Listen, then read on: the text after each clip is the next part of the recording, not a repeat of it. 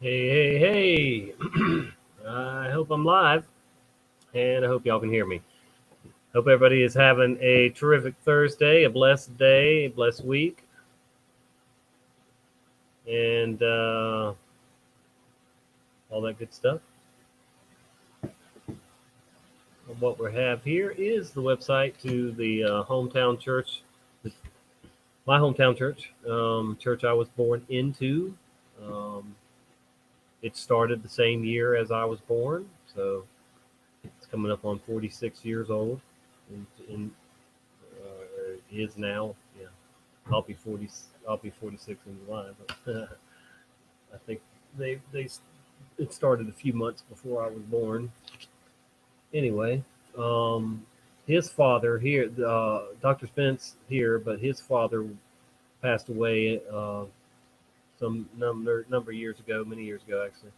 Um, they were both doctors of theology, very very smart men, very God connected, source connected men. And so I did call him when I saw the Bible changes. When I first saw him, it's been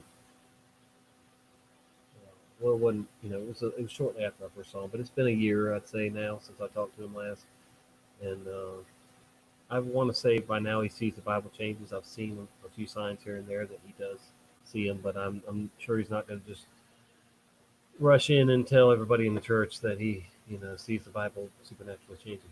Anyway, what he does see is through the New World Order, One World Order uh, peace system that is being implemented, and he knows the time is short, and there's not that many pastors out there preaching out of Revelation and preaching that we're in it. So um, I want to share this message with y'all, this sermon. Dear people, tonight I call your attention to the book of Revelation in chapter 17.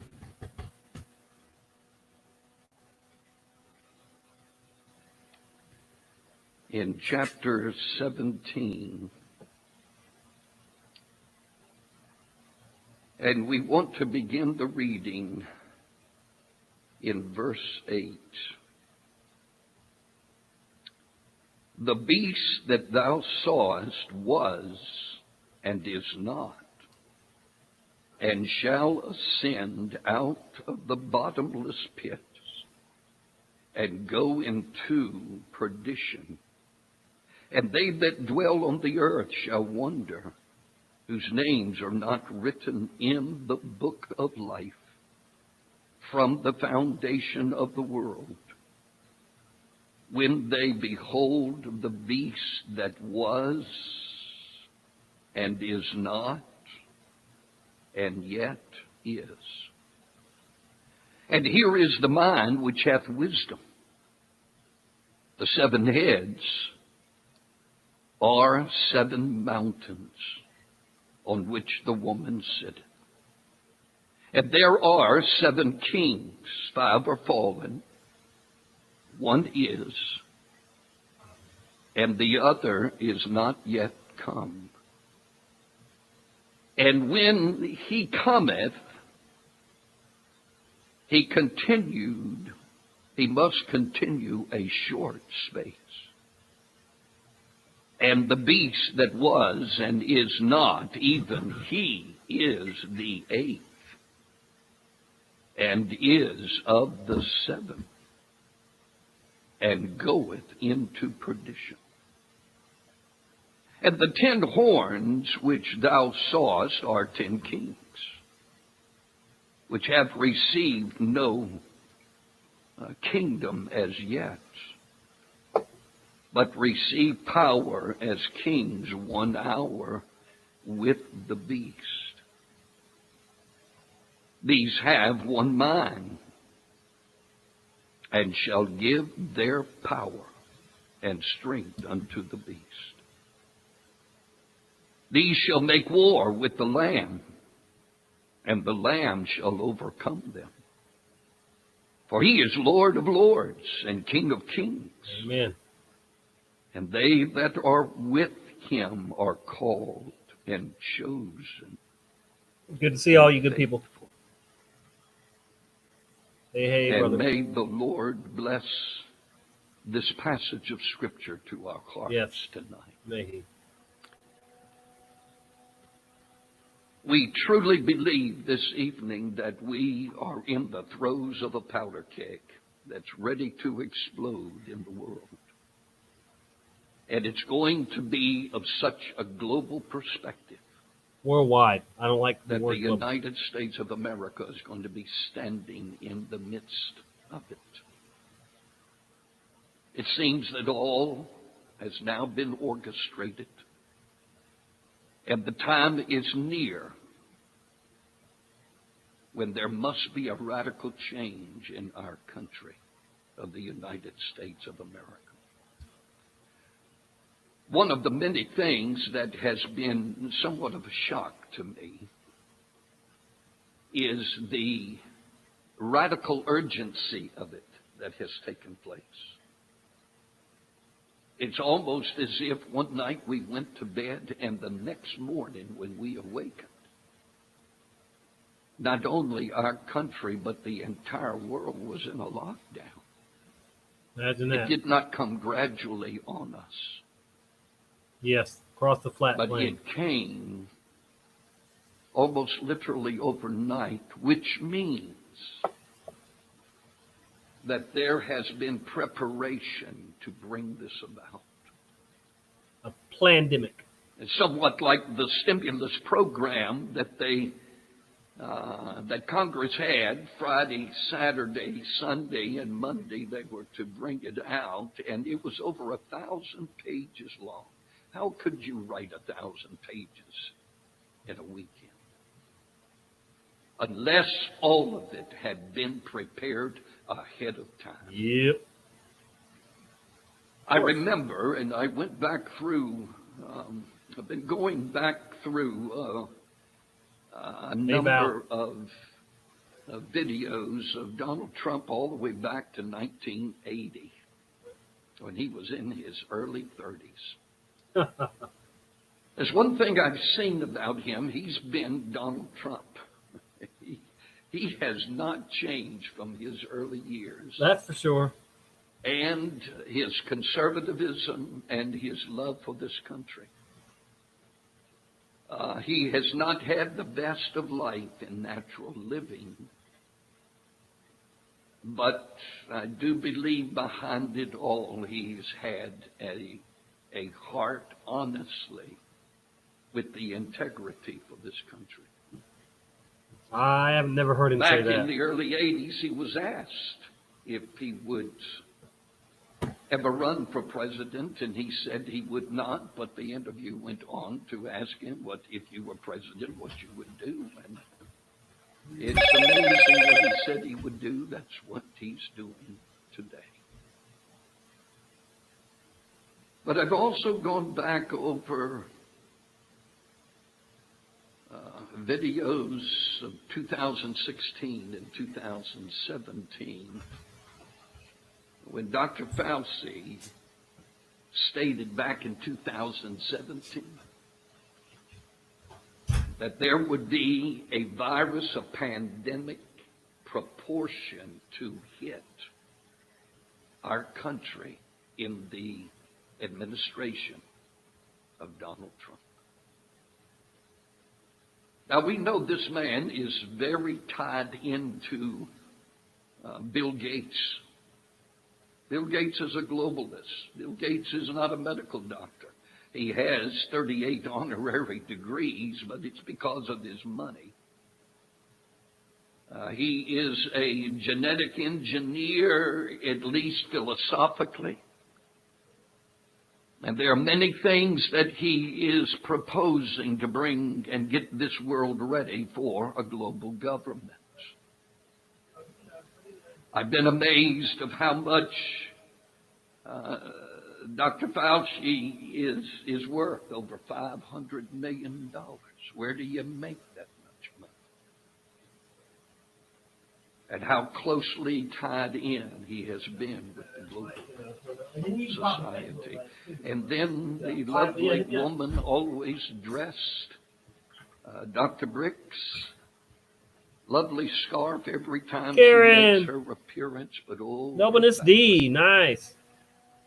and it seems like they're getting us ready for a number of things yet ahead.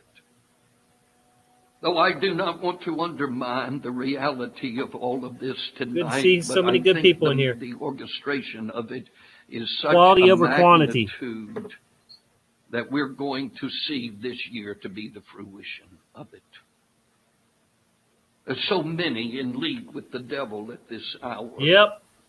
Will this be the year when we will witness the radical changes in America that will come out of this year with another concept of what a country is and what a nation is? One world, everything. Will how we vote for president and leaders change by the end of the year? It's always been a joke anyway. Will there be a change in the concept of education here in America? That's been a With joke all too. the shutting downs of the schools and of higher learning as well, will there be a new approach that will be introduced to us? Will we see changes in how churches will meet? I believe the last days of the mega churches are gone. And how will this profoundly affect churches in the days ahead? Will we witness a new perspective of how businesses will be run? Will they be more and more controlled by the government? Will this be the year when the medical world will be the controlling factor of what we do Yep. and what we do not do? Yes. Will we see a police force Yes. Police taking state. over for the implementation Yep. of the powers that be? Will this be the year when the guns of Americans will go? Might. Will this be the prelude year when they will control the raising of our children and the invasion of the medical of our homes? Will this be the year when socialism will become the preliminary foundation of not only our country but also the world? Will this be the year of the greater collectivism of America, the nationalization of everything in our country, as well as this preliminary collectivism of the world? And I don't want to undermine this. Will this be the year when anarchy will rise and the government wanting it to be so? Yep. But when anarchy will rise and the government will deepen the control in order to suppress it for our living. We have witnessed things in these most recent weeks that we never dreamed that would be a part of our country, and yet they've happened. 2021 through This is not 2028 is surreal. what I believe. This has been reality to us, and the government Last will seven. never let us go back. 2021 through 2028. Last seven. They have proven now it can be done with little reaction from the people.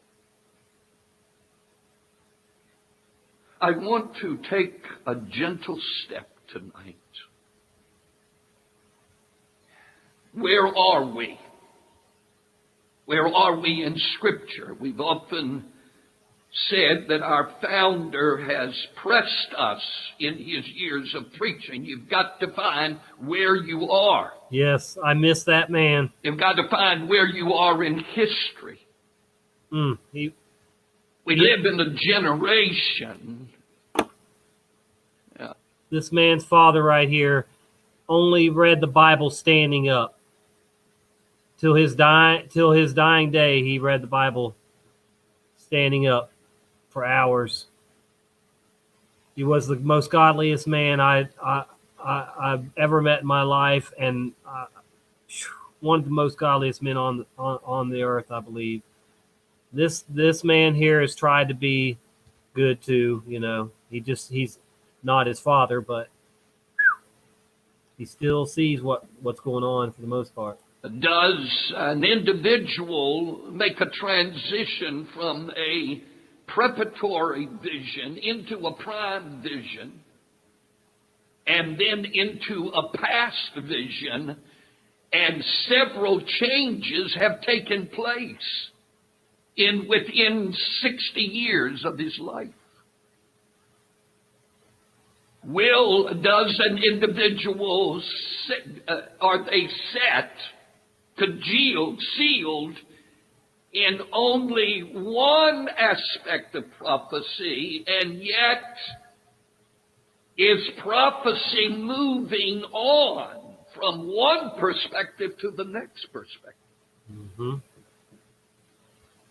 We certainly believe that, according to Daniel chapter 2, which we wanted to carefully take Wednesday night, that we have come through the two legs Mm-hmm. of Rome.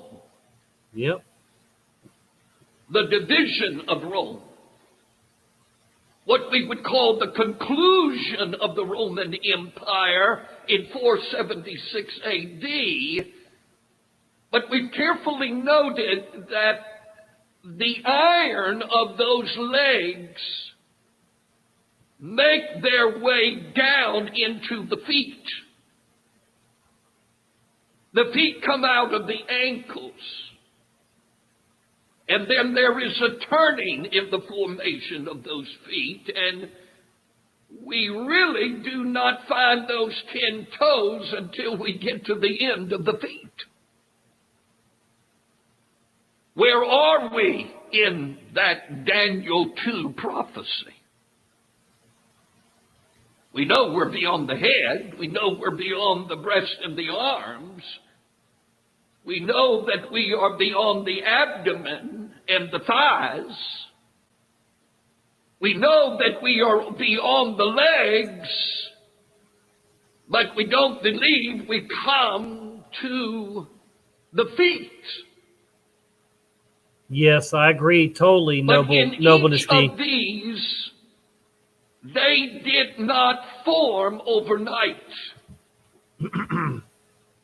There was the forming of that head.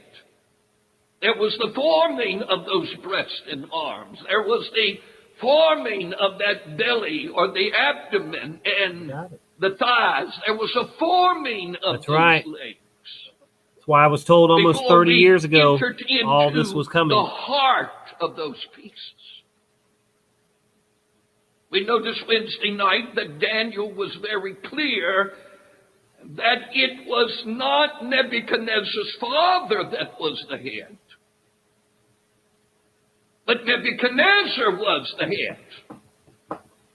And yet, by the time Nebuchadnezzar came as the sole leader, Babylon had already been established as an empire, not to its greatest of Nebuchadnezzar, but it was forming in that direction. So we see that it came to its fruition in Nebuchadnezzar. When did it come to the fruition of the Medes and the Persians? That would be a difficult one. We know that Cyrus is going to be the one prophesied in God's Word to come to the forefront, and the Persian part of the Medo-Persian would be greater.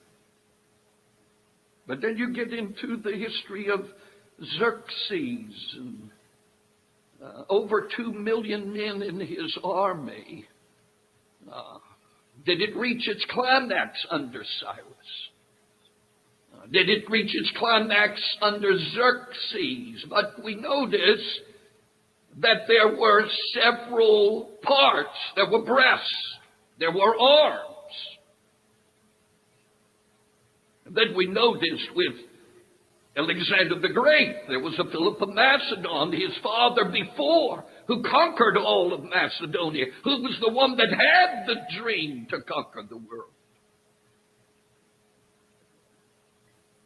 But when his father was killed, this 21-year-old young general believed he could conquer the world, and in the next 10 years made his trek eastward across all of Asia Minor on down and conquered Egypt and conquered the Medes and the Persians, looking for the ultimate of going into India. The growing, the building, the process. We state somewhat that Rome was built beginning with Julius Caesar, but who was going to be the prime candidate of the prime vision, the apex, the height of the powers of Rome? It will be dismantled or coming into its duality by the time we reach Constantine. And now we are into those two legs, the East and the West. Mm-hmm. But where do these feet show up?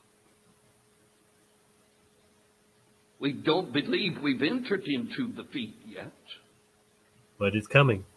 If we take the conclusion of Rome in 476, we have been a long time waiting for this, what seems to be in prophecy, the last of the kingdoms, a global kingdom. Worldwide.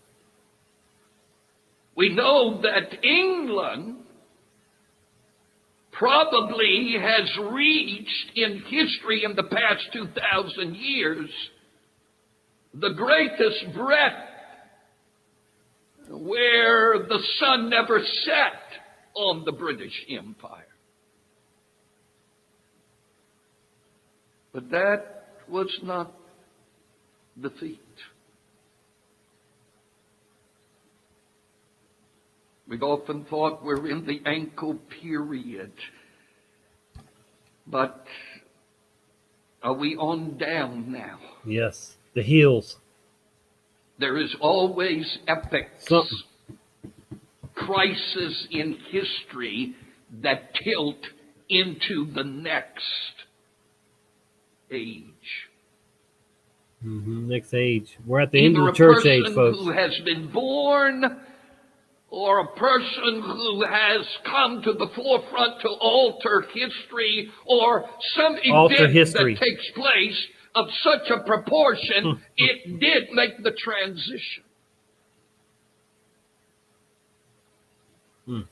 Deep. Are we, and I put it in the question form tonight, have we within the most recent months, we may think this has been going on for almost a year,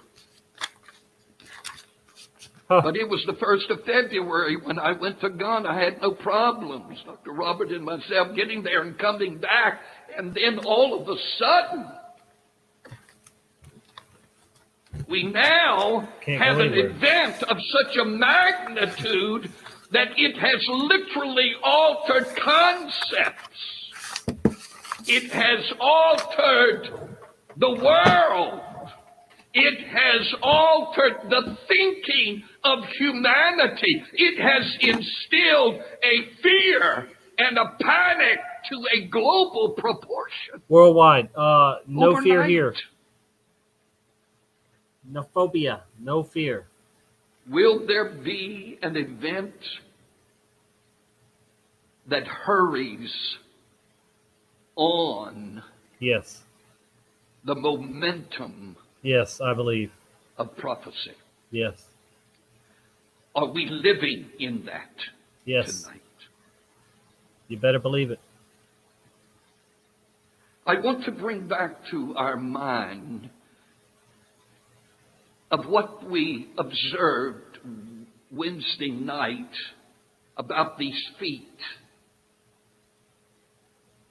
The feet are declared by Daniel in the interpretation of Nebuchadnezzar's dream. And no doubt Nebuchadnezzar was wanting in his thoughts that night on his bed of what would happen next, not the whole history of the world.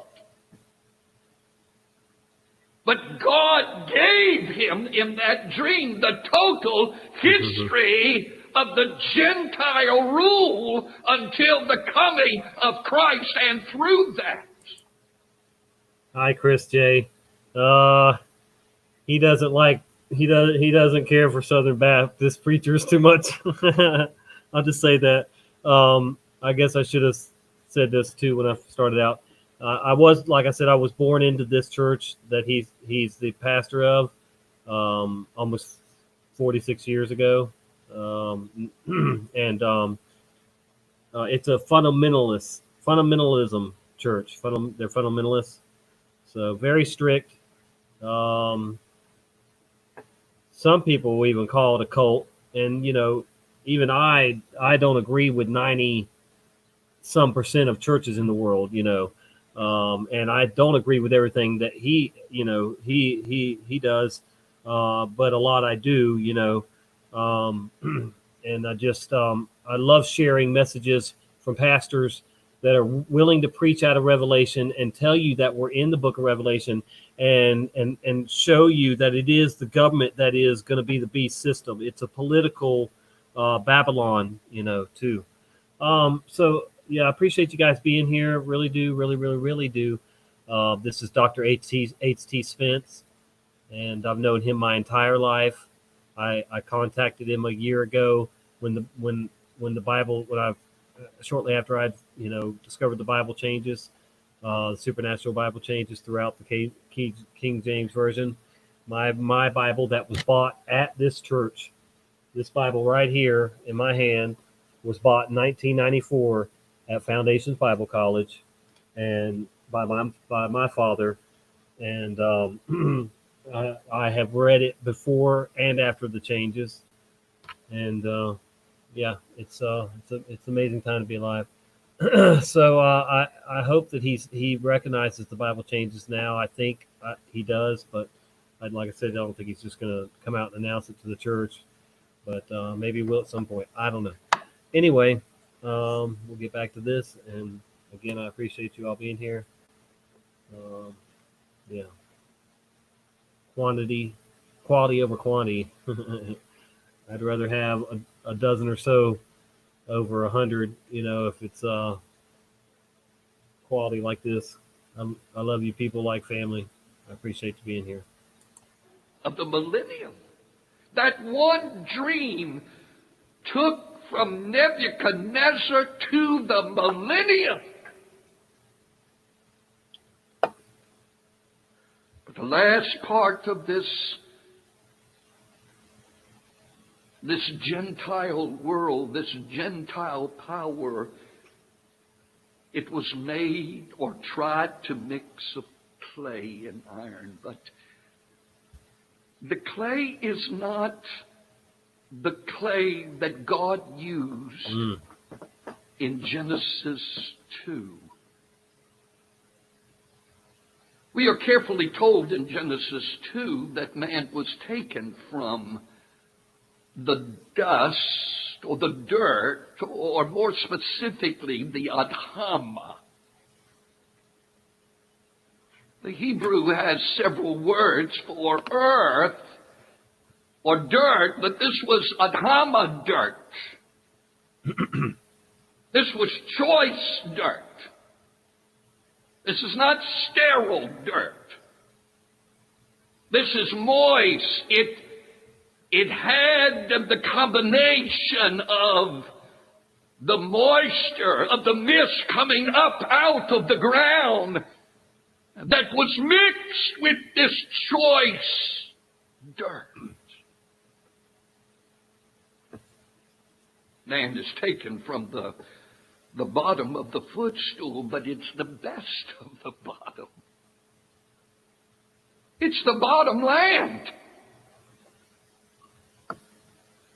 But when Daniel gave the revelation, it was clay, but brittle clay.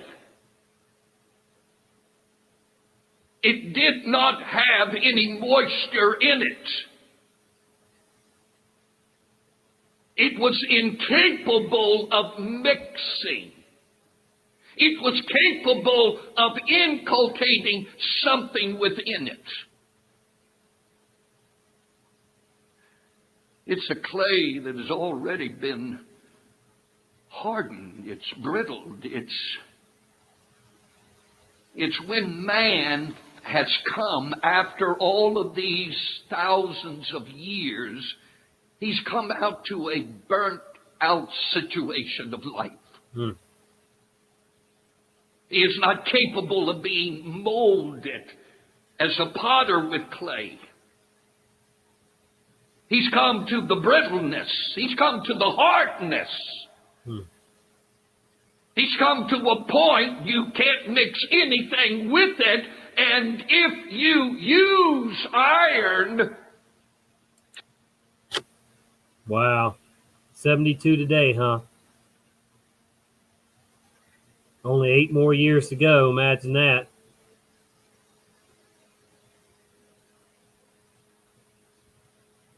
God said, the Bible said, the Word said that there would be a nation again for 70 to 80 years max.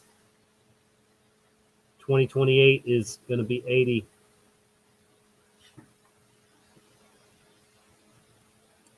Try to bring judgment on that brittle clay, you'll just destroy that clay.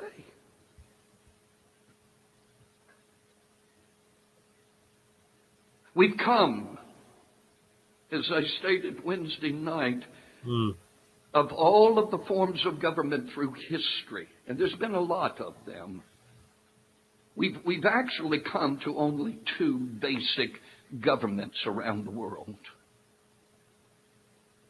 Governments have changed, even in nations that have been in existence for thousands of years. But there's something about the time of the end that has been pressing unconsciously in the understanding of man, and now we're at an hour where there basically is only two forms of government. We call our government democratic. And yet a lot of communist countries use that word. A lot of them love the word republic. This is a republic. That was the first designation for our government.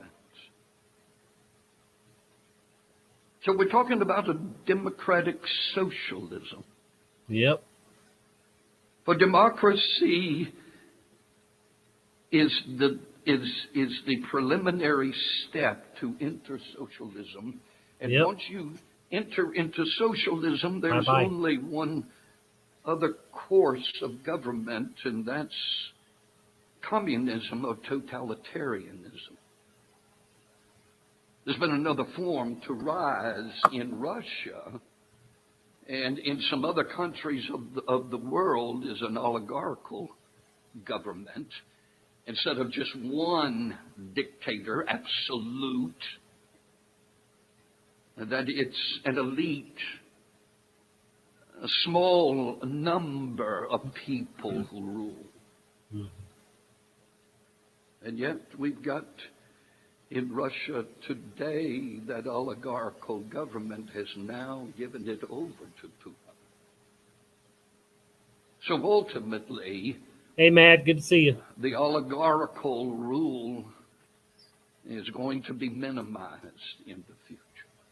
Where is America in all of this? Well, we're being pressed. We're being pressed. We're being pressed in fear. We're being pressed in the panic of our country clamoring. I've been amazed at the polls, if we can trust the polls. Nope. People don't want to get back to work. They don't want to go to the restaurants. They're calling 911 against people who are getting out of their Snitches. car or taking a baby in the car or going off for the day. Brainwash Now program we've got snitches. police coming and dictating, and how far are they going to go to either drones or our cell phones? to Drones make and the cell sure phone. that they control. The world Democrats. is now being educated to yield to government control. I'm not yielding. I will They've not been consent. educated now. How was this educated? It wasn't forced upon them. It was fear. It was fear of what will happen to me and what will happen to my family and what will happen to my children. And even people not wanting to go to church because they're afraid. No fear here. Ever. Socialism basically did not come into our world history until the mid-1800s. And it's based on the nationalization. Yes, You exactly. nationalize everything. And that all men are in a classless system. You don't have a middle class and an upper class and a lower class, but everything, at least in the idealism of socialism, is that all men are equal. And then that carries on over to gender, that male and female, they're all equal. And how far do you press to make that so? In the way they cut their hair, in the way that they dress, in their talk, in their appointments, in the government. But we've come either to iron or the clay of the day, but we're now coming to a part where they're going to try to mix this. If you'll turn to 1 Corinthians in chapter 10, there is a statement that Paul makes in chapter 10, in verse 11. Now all these things happened unto them for ensamples, and they are written for our admonition, upon whom the ends, we notice this in the plural, of the world, this is that word ion, but it's in the plural. The ends in the plural, and the age is in the plural in the received text, upon whom the ends of the ages are come. Hey, Voynich, good to see you. Now Always. this is giving us a peculiar picture. That time is composed of ions. It's composed of generations. But a generation is a season of time that as it unfolds, it resolves itself in a characteristic. It comes to an end. And then that end enters into the next generation. And that generation mixes that previous with its own thinking, and it comes up with its own end.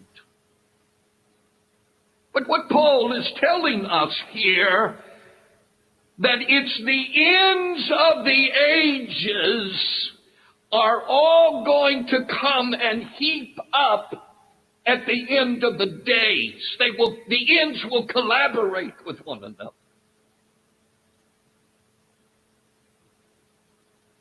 Now we look back through history, and the Bible only views certain empires. We must not state that these are the only mountains of history, but these are the only mountains that God acknowledges. He does not acknowledge the British Isles. He does not acknowledge the United States of America. It's not part of the mountains, not part of the horns of leadership. But the ones that the Bible reveals, declares to be the mountains. With Daniel, it begins with Babylon, his contemporary. But John in Revelation chapter 17 takes us back to previous to. But when we carefully view this, what are the ends?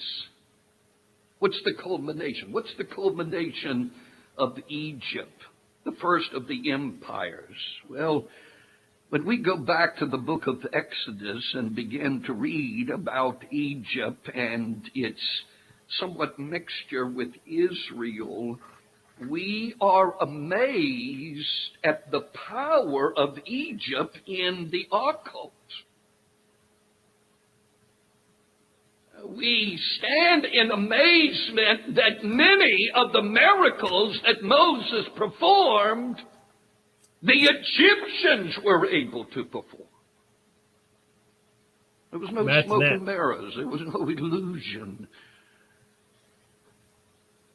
Moses threw down his staff. It turned into a serpent, and they threw down their staves, and they turned into serpents. Now, we know that the serpent of Moses swallowed up the others, but it is super to the natural. They were able to do that. Not knowing what the trick or the miracle would have been when Moses initially came to the court. And by the time we get to 2 Timothy chapter 3, in that great list of the end-time apostasy, Paul reveals to us two powerful magicians, Janus and Jambres. So what is the end of Egypt? The end of Egypt is the occult. They went deeper than any other empire of history. The others were in occult, but none of them went as deep as Egypt. Their book was the book of the dead. Their monuments were the pyramids. Egypt, the end, the consummation of Egypt was the occult. But then we come to Assyria. Assyria is going to be known for its cruelty, its atrocities, its violence. Babylon was bad, but it never approximated Assyria. The cross comes from Assyria.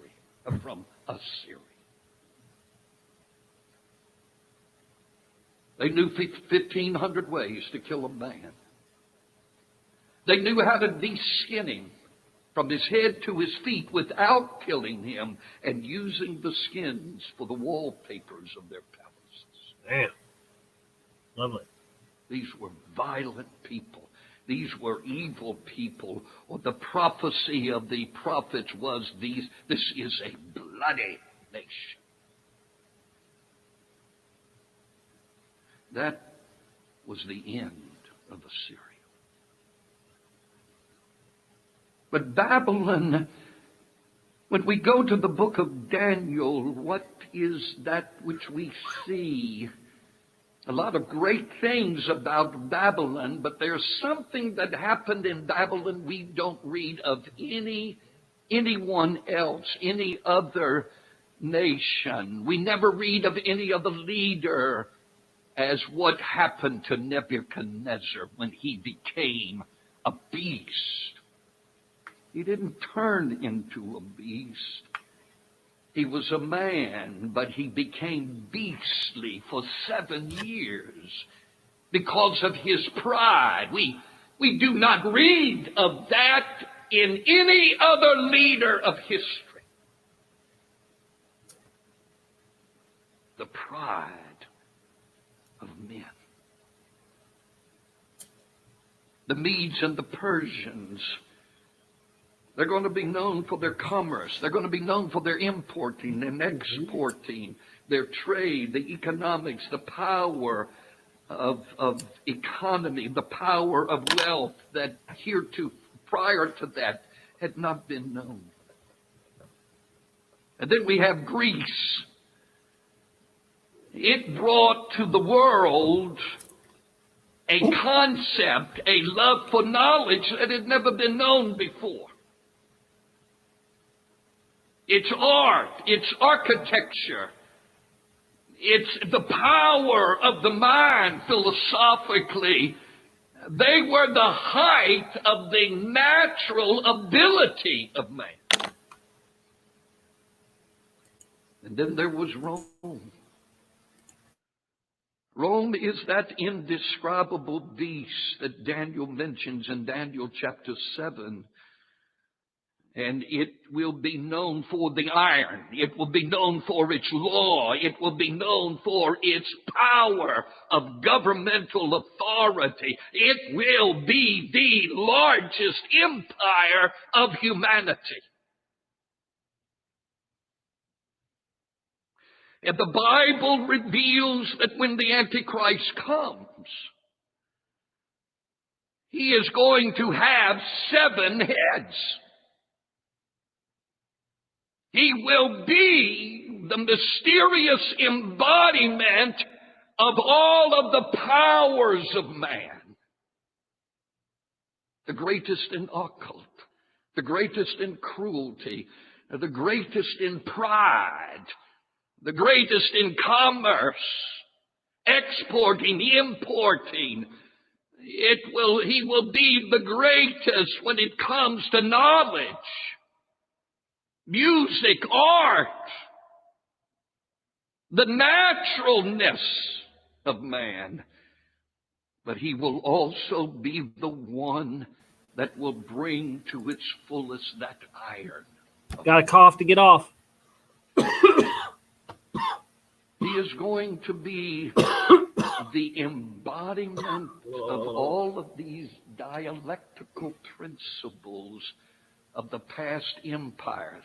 The most brilliant man in the natural that has ever lived, that will be able to assimilate and bring together all of these powers in order to govern all of humanity. Now, when we enter the book of Revelation, it's not my desire to take this book tonight, but to make a simple observation. When we enter the book of Revelation, and particularly chapter 6, after the book of the 7 seals is broken, we begin to read of many events that are coming up soon, guys. Michael Healy, a lot of people that come over will not hit my bucket bong because they are scared to death of it. And I have seen some cocky 200-300-pound guys come in here and go, I'll hit it. And then they're outside puking and crying and dying. It's one thing if you hit it every day, all day like I do, and it still kicks my butt. But if you just come in here and hit it for the first time ever hitting one, or even just your first time hitting one in months, it will kick your butt for sure.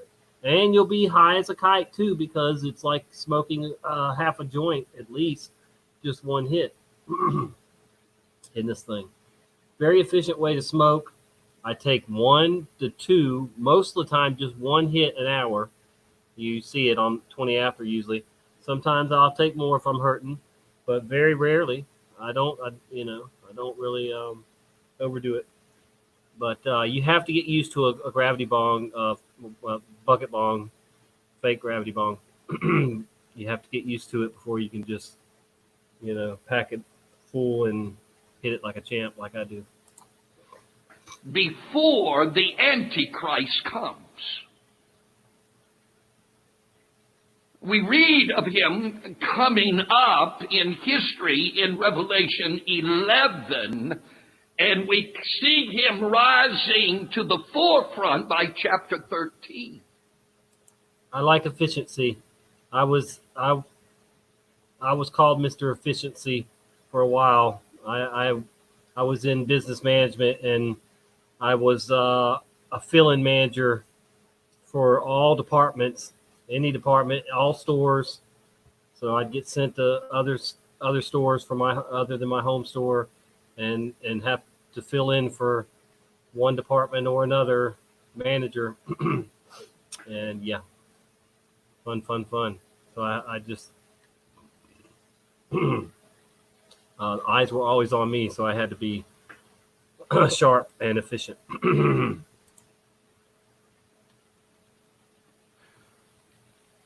But how do we get there?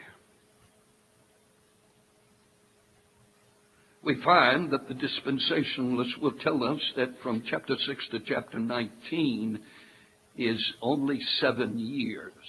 Yep. Because they want to make it synonymous with Daniel's last week of 7 years. But the first time that we have any standard of measurement of time given to us is in chapter 11 of the book of Revelation, and it's that 1,260 days, or it's also called 42 months, or 3.5 years. And this is where that first 3.5 years begins of Daniel's last week in chapter 11. So we've got from chapter 6 through 10 all of these judgments that God is bringing on the earth. He's forcing man. He's pressing man. There'll be a lot of humanity to die, but he's taking peace away. He is inculcating in these judgments that are forcing man, pressing man, in order to culminate what's on man's heart. It's like Jesus telling Judas, that thou doest, do quickly. There's going to come the beginning of the tribulation period to start pressing this. Now, one of the things that it must be acknowledged, that the tribulation period cannot begin until the rapture. Now let me say that he is a pre-trib rapture guy. You know, it's not a heaven or hell thing whether you believe the rapture is before, during, or after the tribulation period. You know, if you don't believe in the rapture at all, then I don't know what to tell you. But it's either before, during, or after. And I've been leaning to after for a while. Of course, I was raised to believe it was before. And sure, it would be lovely to escape all of the 7-year tribulation period, but I just don't think that's plausible, or but anyway. 2 Thessalonians 2, whatever is hindering all of this coming together, this man of sin, this son of perdition, that hindrance has got to be taken away so that he can come with full force. And that is the end of the church age, the great falling away, and all this crap they're pulling right now. In history, we believe that these are God's saints. Their praying has kept back this man. I don't believe the rapture has taken place. And the world is clamoring for man. They're clamoring for an executive. Why has he not made an appearance? Somebody coming up in the ranks. Someone that the news industry has not been pushing to this point. Where is he? It's because God's saints that will culminate the ages of the church. And once they are taken, then we see everything sped up. The velocity will now massively increase. But I come tonight to Revelation chapter 12. This is actually the first time Satan is mentioned. Wow, listen to this now. He's in 12. That's very interesting because I've been wanting to talk to him about Revelation 12, whether or not he even, believes that Revelation 12, 1 and 2 happened, in September of 2017. I believe it did. Many others do too, but I can't remember if I asked him. I don't think I asked him about it when I talked to him last. This is surprising. He is mentioned twice among the churches, the seat of Satan. That'll be found in Pergamos, and he'll be mentioned in the Thyatira church age. But we do not read of him making his appearance in the tribulation period until the Antichrist. And Revelation chapter 12 is wanting us to understand how the Antichrist will come. So it's got to take us back to the beginning. This chapter seems it's out of place, or it seems that it's to stop everything, and now we're getting another view. But this is what is called a comprehensive chapter. It's got to take us back to show us where all of this began and how the Antichrist will come from this dragon or Satan or the devil who fell from heaven back in verse 3 and verse 4 that we observed this morning. But he's the one. He's the one. All of a sudden, we're now seeing the devil, and he's bringing forth this beast out of the sea of politics, out of the sea of government. He is mentioned in chapter 11, but in a secondary context.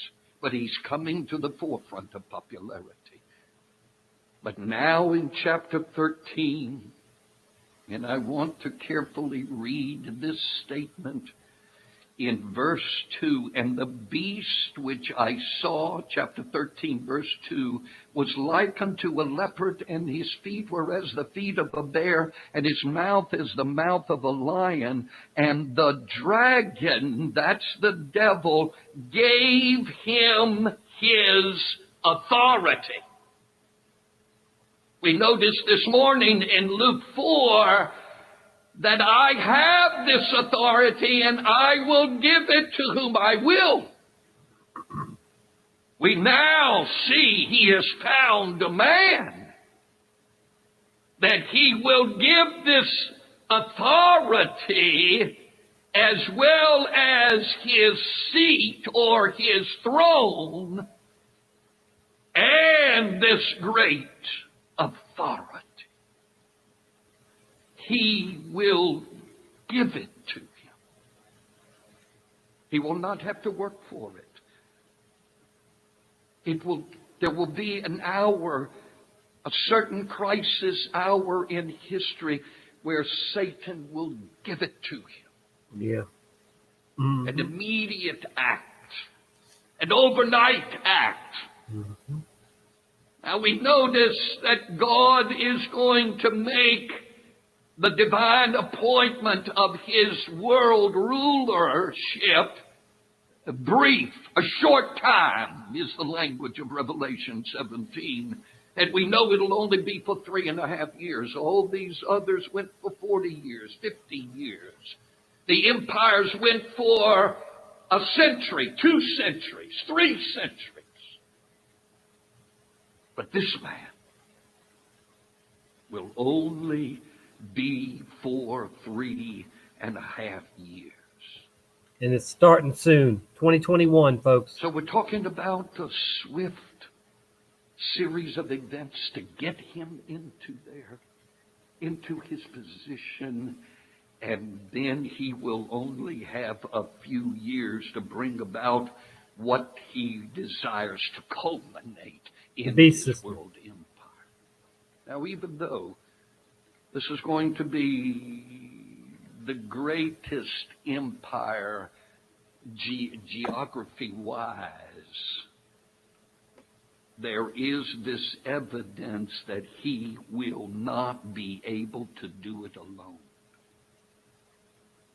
We talk about the Antichrist ruling the world, but we've got to keep in mind he will not be able to do it alone. He will have to have key men to rule through. Men who know the world. Men who know the cultures. Men who know the geographies. How do you rule with this iron amidst the brittleness of the clay of humanity coming to their rebellious end?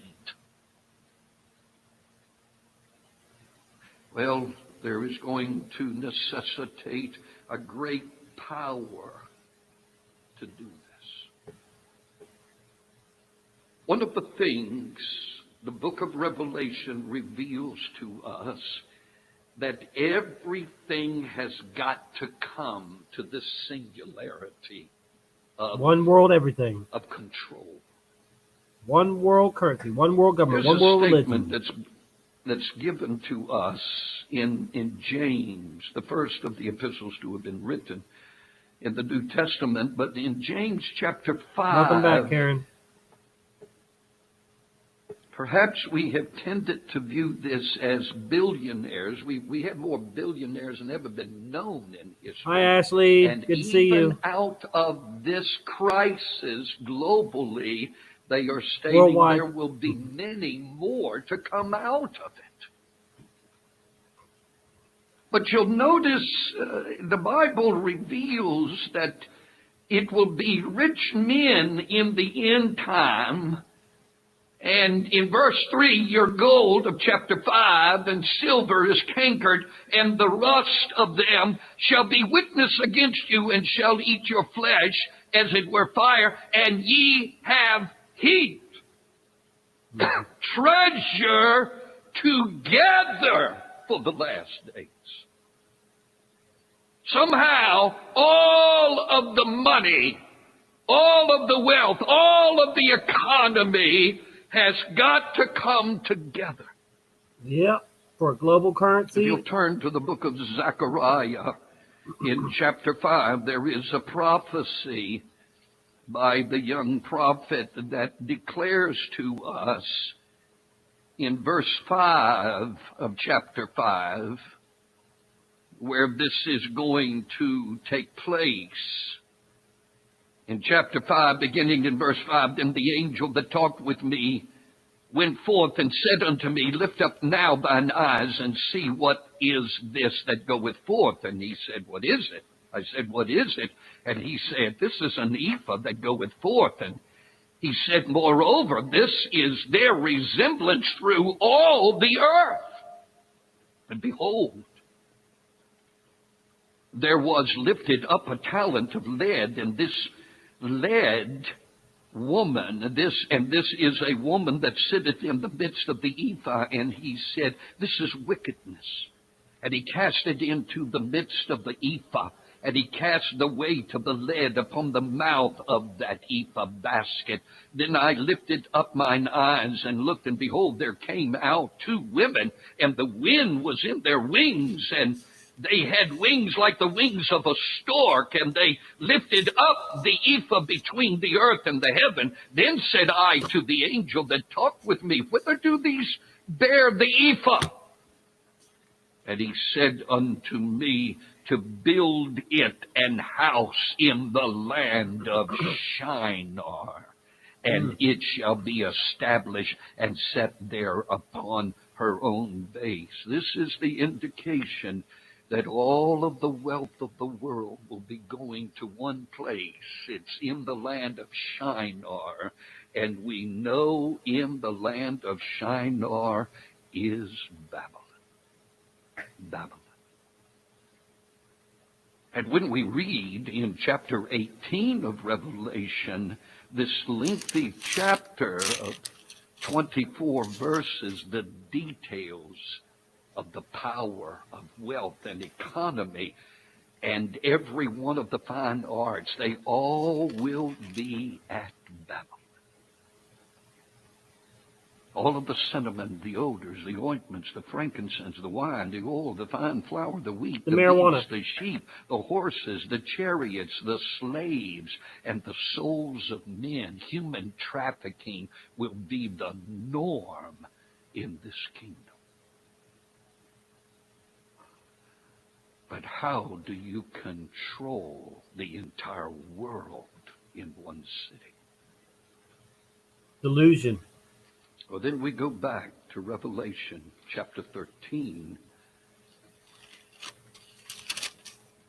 We've got massive poverty throughout the world because of the judgments of God. People are going to have to work a full day's wage just to get a pint of food. So there's going to have to be the control of the food. This is what I've said for a little while now. Once they get the one world currency in place, cryptocurrency, whatever it's going to be, they're gonna be more keen to give us a universal income, And people are like, oh yeah, we're gonna get $2,000 a month. Everybody's gonna get $2,000 a month. Woo woo woo! Yeah, that's a lot of money. And then they're gonna raise the prices of everything, like he just said. So it's going to be like you'll be getting half that, $1,000 or whatever, or even less than that. So it don't matter if they said, we're going to give you $5,000. The price is going to be so high on things that you still won't be able to afford it. Watch.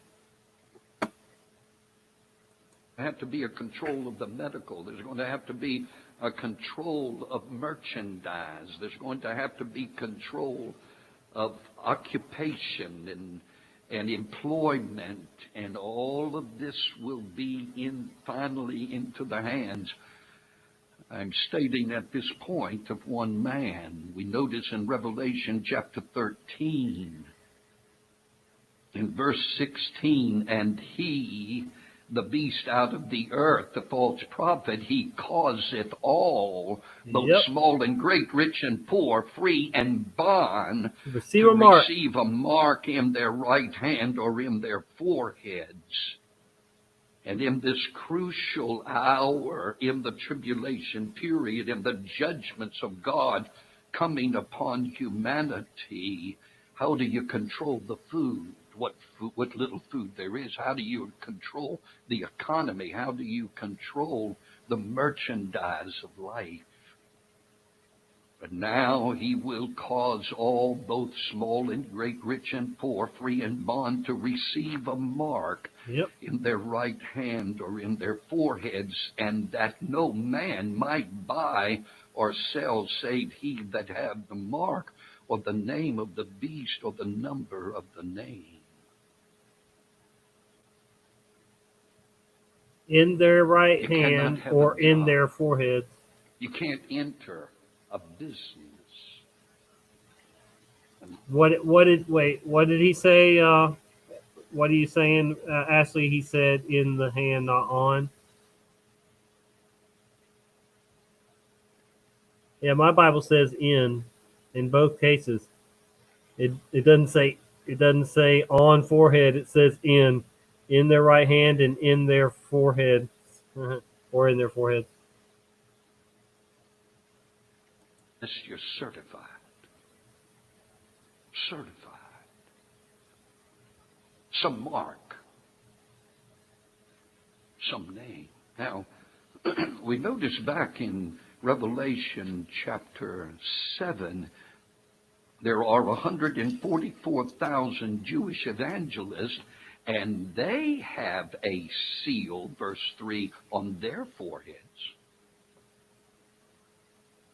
The world That's will interesting. know these are the evangelists of God.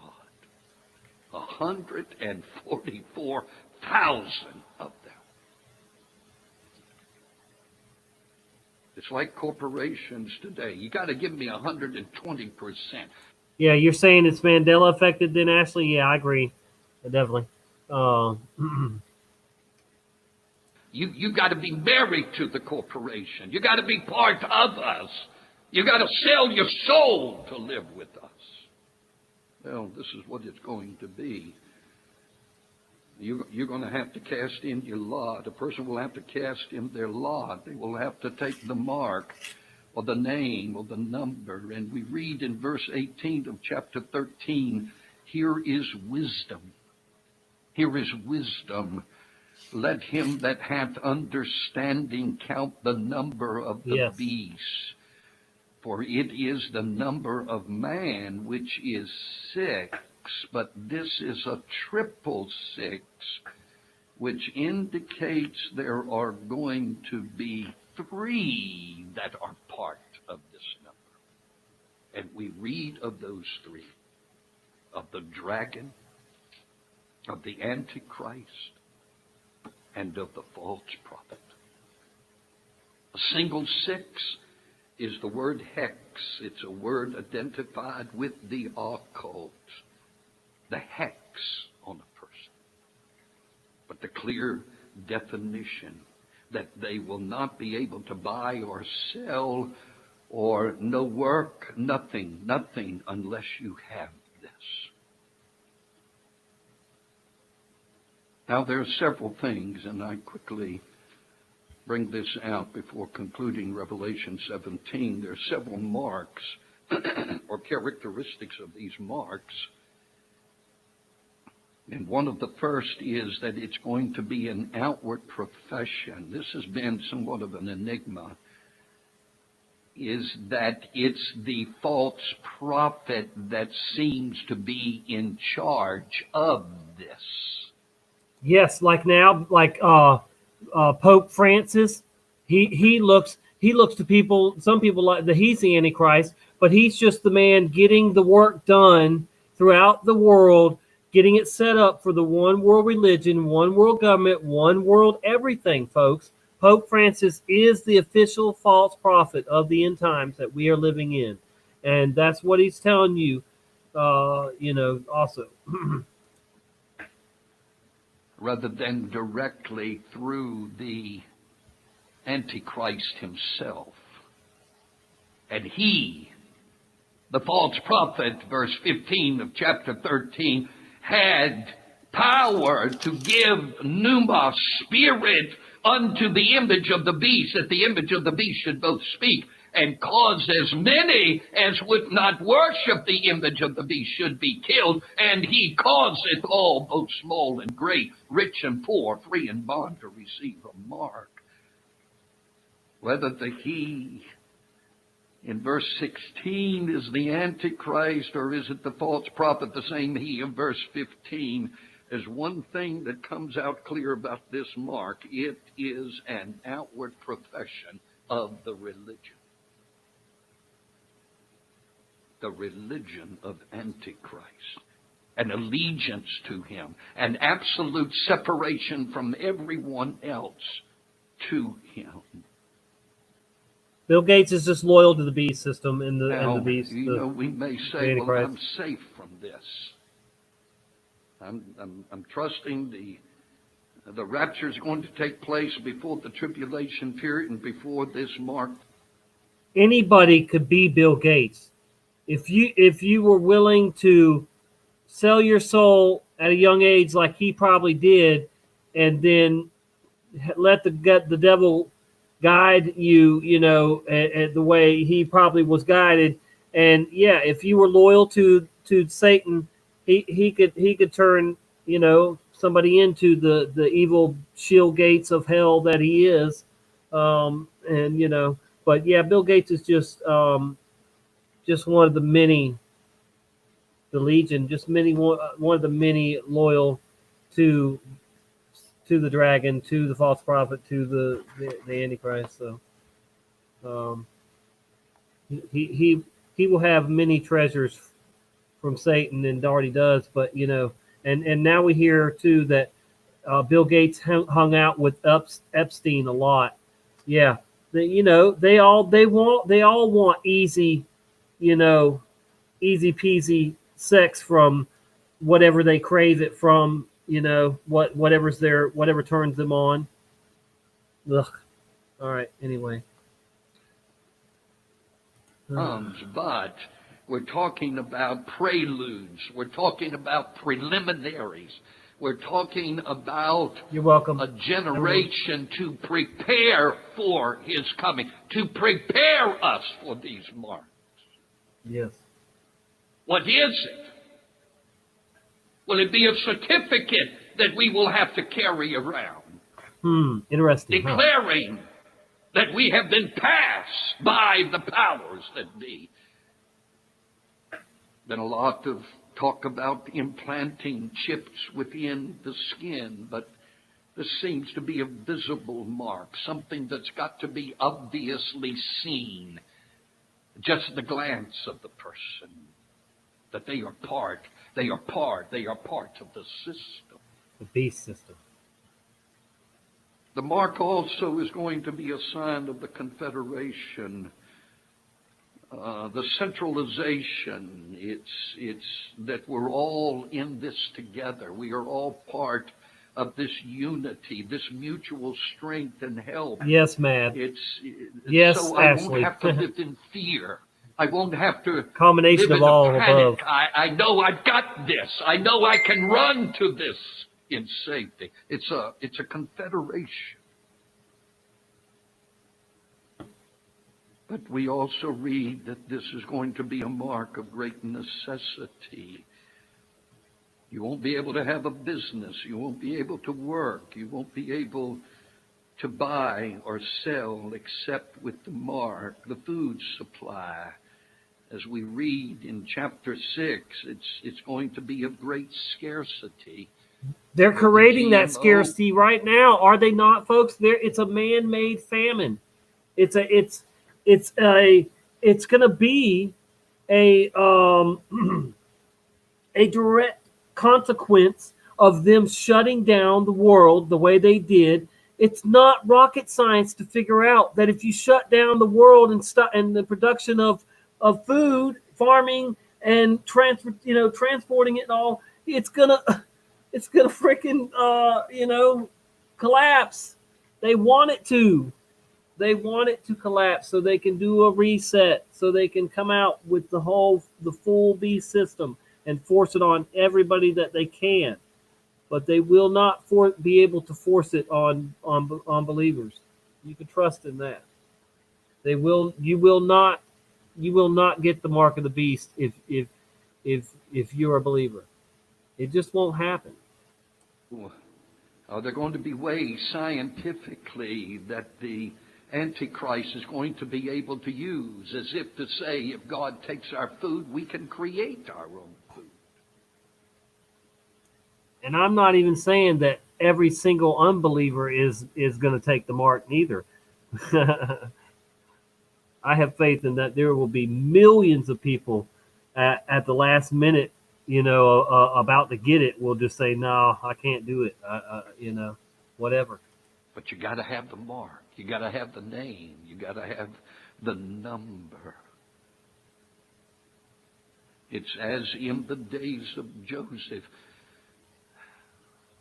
Now we got to remember, in the days of Joseph, they bought for those 7 years.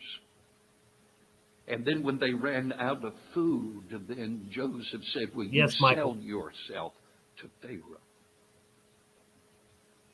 And this is how, in the days when there arose a Pharaoh that did not know Joseph, that Pharaoh owned everything in Egypt. He owned everyone, as well as their farms and their lands and their houses. He owned them. But it came during those 7 years of the famine. Joseph did not give the food away. You had to bargain. You had to give something. And when you ran out of the money, well, you go back and you work for a certain period of time on the land, and you've got to give a portion to Pharaoh. And at the point, you got to give him the land, and you work the land, but he'll give you a part of the crop that will come. He was a gracious prime minister, but that's how Pharaoh got to own everything, including the people of Egypt. After a while, what are you willing to give up? What are you willing to do in order to get food? Your family's starving. What are you willing to do? What are you willing to give up? What liberties of yourself are you willing to give up? Yeah. The need. The mark will be of great necessity to live. But the mark will also be a literal, visible badge stamped on the very flesh of the one receiving it. It's like the branding of slaves in the 1800s. The land of the zombie, home of the slave. Of cattle. They belong to Antichrist. And this mark will be the index to the character of who the Antichrist is. If you'll notice back in chapter 13, verse 18, how this chapter ends. Folks, FEMA, Red Cross, Salvation Army, every single one of those places that swear they help people are liars. They don't help but a tiny percentage of people after tragedies. I lost every single thing I owned in a flood right here in Pensacola a number of years ago. Everything. And man, I didn't have nothing, no food, no. I luckily was able to get a new place to live with my sister helped me get a place, and but then the next door neighbor, literally like a couple days after just sleeping on the floor, and the neighbor gave me a pillow and a blanket and stuff. I've told this story too.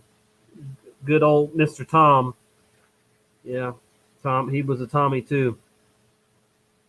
He's gone now, but I witnessed that man very, very much, and he was very, very appreciative to all the times that I witnessed to him, and he needed it. He lived a very selfish, self-pleasing life. He, much like I did for most of my life, just pushing, to do my will, not God's will, just self-pleasing instead of trying to please the Creator with my actions and choices.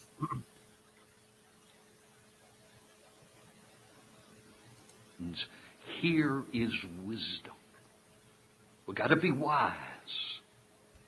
Let him that understandeth count the number of the beast. Let him that hath understanding. Wisdom for the times in which we live. You'll notice in chapter 15, in verse 2, and I saw as it were a sea of glass mingled with fire, and them that had gotten the victory over the beast, over the image, over the mark, over the number of the name. How did they get the victory over it? Amen. See there, Ashley? Victory. They were martyred. I love this. I'm always quoting this chapter right here. And they overcame him by the blood of the Lamb and by the word of their testimony. They loved not their lives unto death. I don't love this life here on earth. I don't love the things of the earth and the world anymore. I'm ready to go because I see the evil trying to overtake the whole world. I'm ready for this thing to play out, guys. We all should be because that's how close we are to it. People should just realize right now that we are at the beginning of the end. There's 7 years, a little over 7 years left. And the sooner you accept that and the sooner you act accordingly, the sooner you can get the full armor of God on and ride this thing out like you're surfing a wave with no problems. God will be with you in the water because of your choices. You can only choose good or evil. People are on the fence, clinging to the fence. Oh, let me cling on to the fence. That wave's going to knock them off. You got to choose now. Do you want to be on the good side or the evil side? Will there be some kind of a bartering system behind the scenes back in the woods between people? Of course there will be. Of course. But the government will come for them too. The beast system hates the country. They want everybody in the miserable cities. You ask anybody in a big city that's been there for 5, 10 years, they're miserable. They hate it. They hate the crime. They hate the smell of the pee and poop and the just high prices. The everybody on top of everybody. The roaches, the rats. Come on, man. People who will refuse to take it. But these, the particular order of saints coming up out of the tribulation period, are those that lived in the last 3.5 years. Yep. When Antichrist was in the prime. Yep. They had gotten the victory over the beast. But I quickly conclude in Revelation 17.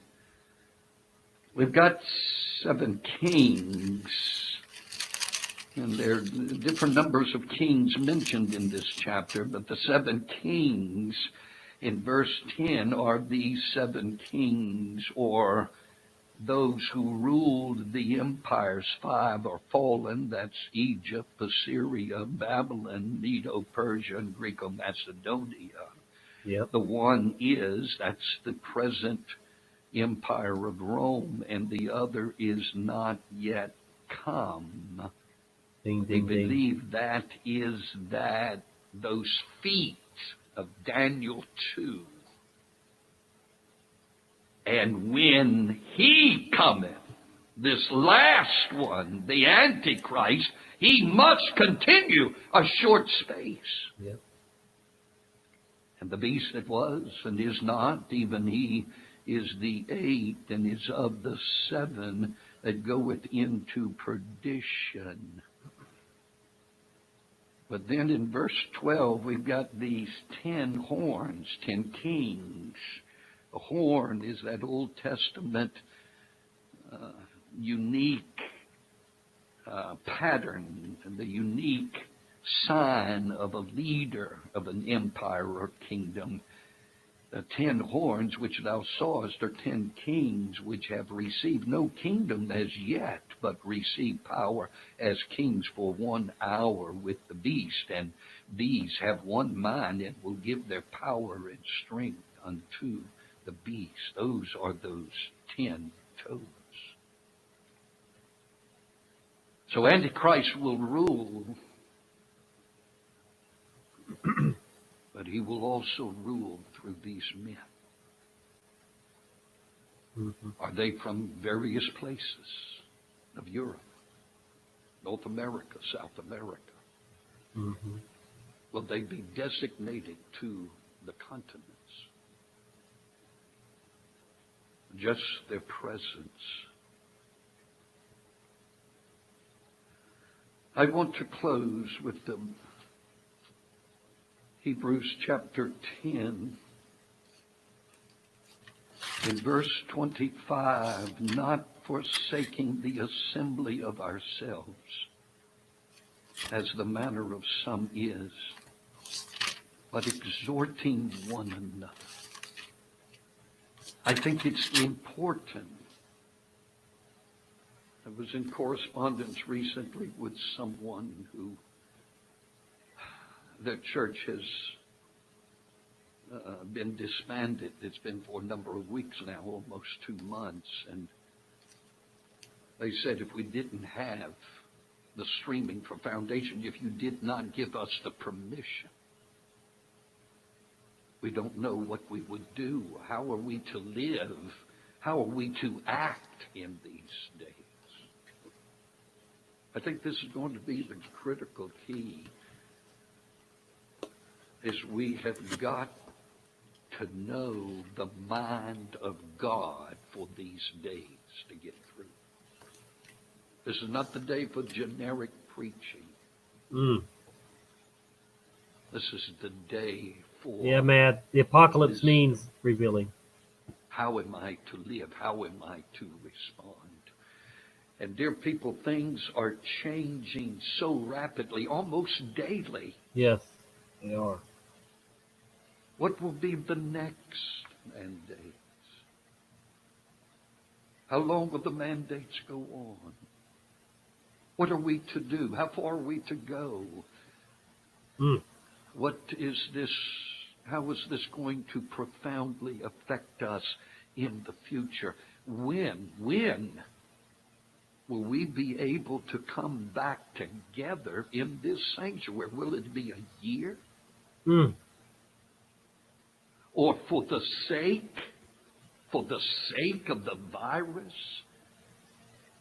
we will have to have one person on a pew here? Is this the way it's going to end up? To make us sterile spiritually?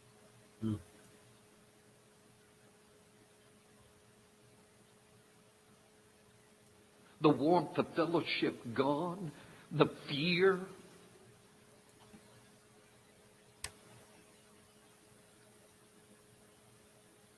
Ooh, boy. I'm getting a little emotional from just memories of helping to build that church. Shortly after I got saved,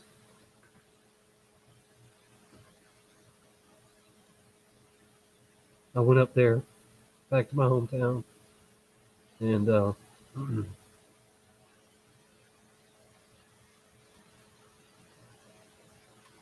tell that story sometime. It even involves meeting a CIA agent who says he wasn't assigned to this church, but come on, man. Anyway, I'd like to find out if he's still there or what happened with that. But he was a nice guy. I got to work on some projects with him and talk to him about the world. And yeah, it's crazy. Of the honorable embrace, the handshaking. Is all of this going to go? And we will not be able to express honorable biblical affection. Is this the way it's going to end before the rapture? May God help us that we will not become weary in well-doing. And God's word, have we passed the ankles now? And are we in the preliminary stage of the forming of the feet? Yes. that will bring it about. It's going to happen quickly. Yep. And the rapture is going to happen quickly, in a moment, in a twinkling of an eye, to get us out in the moment of an event. Our times are in his hands. And thank God the Father knows when the rapture is to take place. He knows. He's the only one. We keep praying, even so. There is a Rapture Volume 1, whether or not it's before, during, or after, but there definitely will be a rapture. It just will be before, during, or after the tribulation. That's before the 7 years, which would make it this year, which a lot of people believe that. Let's talk about it. A lot of people believe that this is the year for it, 2020 vision, all that stuff. I don't. I think it starts in the year 2021. The tribulation starts. So if you're a pre-tribber, then it's going to happen before 2021. If it's a pre-wrath, then it's going to happen before 2024. If it's after tribulation, then it's it's 2028, or right after that. So, but there will be a meeting with the Lord in the clouds, and then the Lord Jesus will rule for 1,000 years, and Satan will be loosed again after that 1,000 years, and the very last battle will take place after that.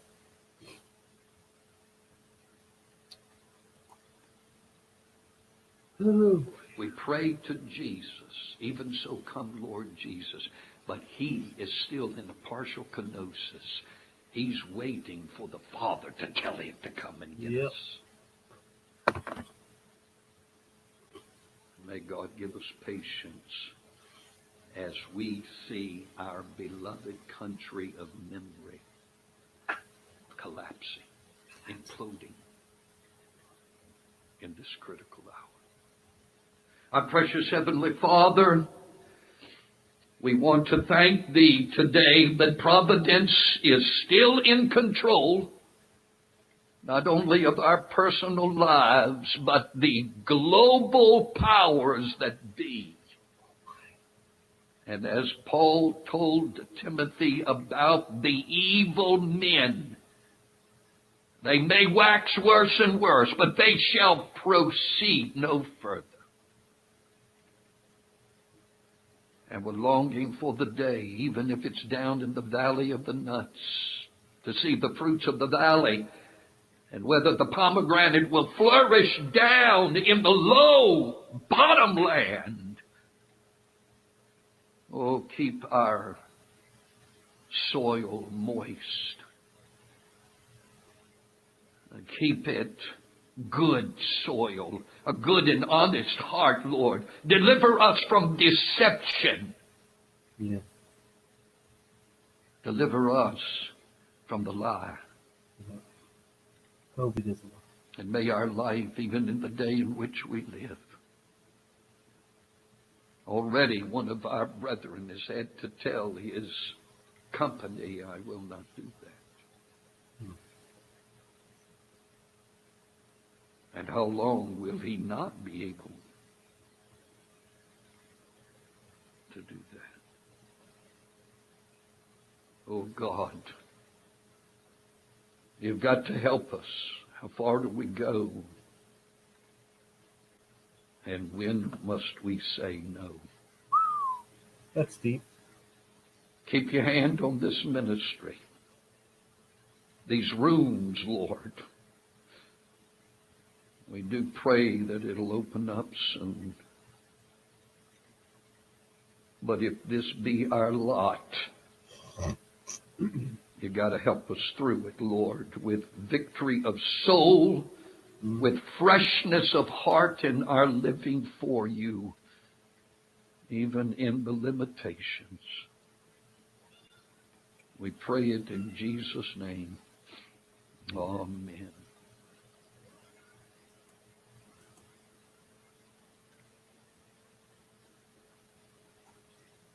All right. Well, that was that. Sorry, I got a little emotional there, but I've known that man my whole life. I knew his father, his mother, all these people that go to church there. My father went to Bible college there. I've sat in on classes, taken a few classes there myself while working there. um, they're good people that love God.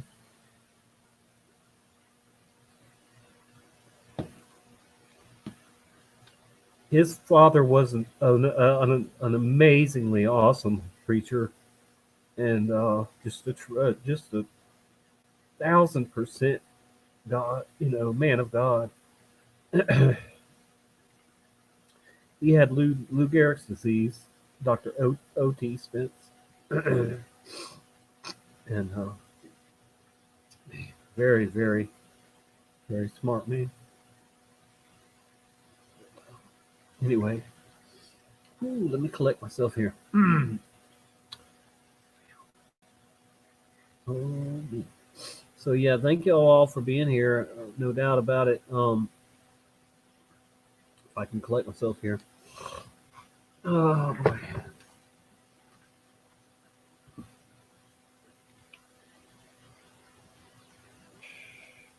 Oh boy. What did it say? Okay.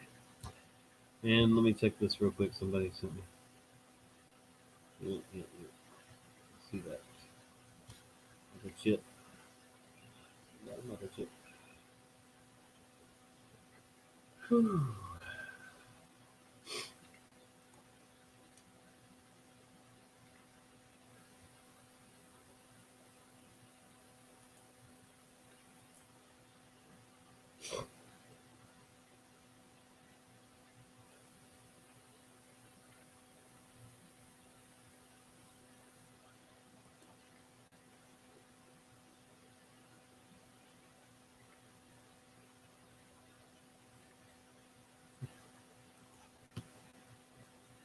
There we go. This is the old church here.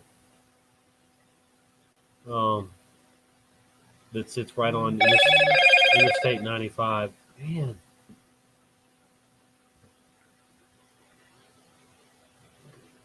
text message. There's some really hard clay out here. This is just like less than 100 yards from the interstate, from Interstate 95 in North Carolina, and literally like these doors are like front, pretty close to the interstate.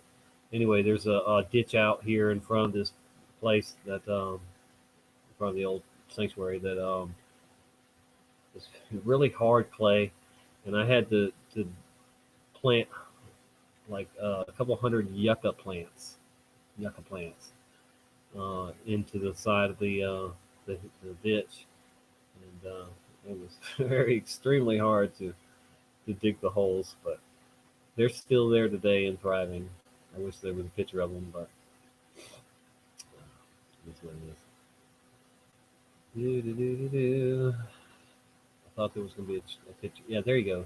See, this building here is the new church and everything that they use. There's classrooms in there too. Um, this road right here that you see, this little road right here, we got all of this concrete donated to us. So like we would get a call from a local cement company that they're coming with a load of cement. So we would rush out here and get it ready, get the framing up and everything, and then let them pour the concrete, and we would babysit it, and and we did that slowly. It took a year or so to get the whole road from down on the main road, this road made. But, the road here. I used to cut all of this grass with a tractor, Kubota tractor, pull behind mower deck, and I'd be out there in a long sleeve shirt and a tie, smiling, just happy, doing the Lord's work. But anyway, I ran miles of conduit in this building and helped put up the walls, the metal walls in there, the metal stud walls. Pulled the wire through the conduit that I ran through for the electricians, and mounted boxes, and worked on the pews. They had pews that were donated that were hundreds of years old, and there's artwork that's in this building, the church and all, that is very, very, very, very old. Some are huge too, that had to be put in before the roof was put on. Huge, huge pieces. There's a Bible collection here that's priceless. I hope nobody tries to go steal it. But there is a Bible collection here that is just amazing. Probably only one or two other collections like it in the world of Bibles that they have here at that college. And it's 420 right here. Keep hitting me up. Okay. So, like I said, I was born into this. Matter of fact, I wish you could see it, but like over here, there's an old house that was turned into a building. It was turned into a schoolhouse, but I used to live in that house, and then the church bought that property and house and everything, and so I ended up going to school in my old bedroom. It was my classroom. Well, yeah, I thought that was pretty cool. But you can go from preschool to all the way up to doctrine here. So they have a full school. Now, when I first started there, we had to go all. I went for kindergarten. I had to go to another Christian school. They would take us by van from here to a Christian school until they got everything built to have the academy there.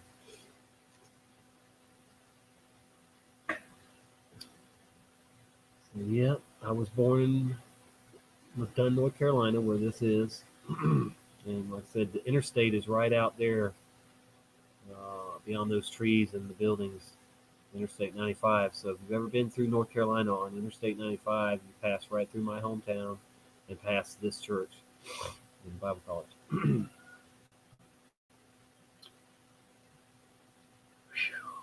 Alrighty. People keep hitting me up, but I'll deal with that after we get off of here. Go through and see. I know I saved a couple videos to share on my next live stream, so that's what I'm going to look at now, so you can bear with me. And I do have to feed the cat here in a few minutes too, so we're going to get a video going. Live shows.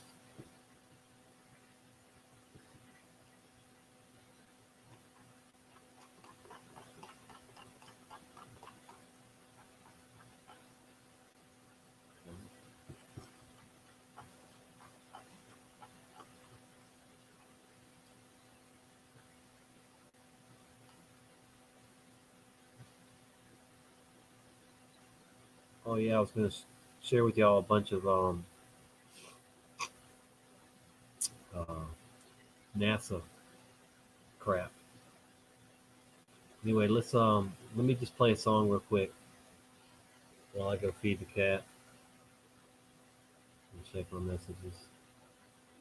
I'm probably going to get a copyright for this, but it's so good because it mentions the false teachers by name in here. And see if it says Osteen or Olstein. Y'all be listening for Olstein because he says it a couple times.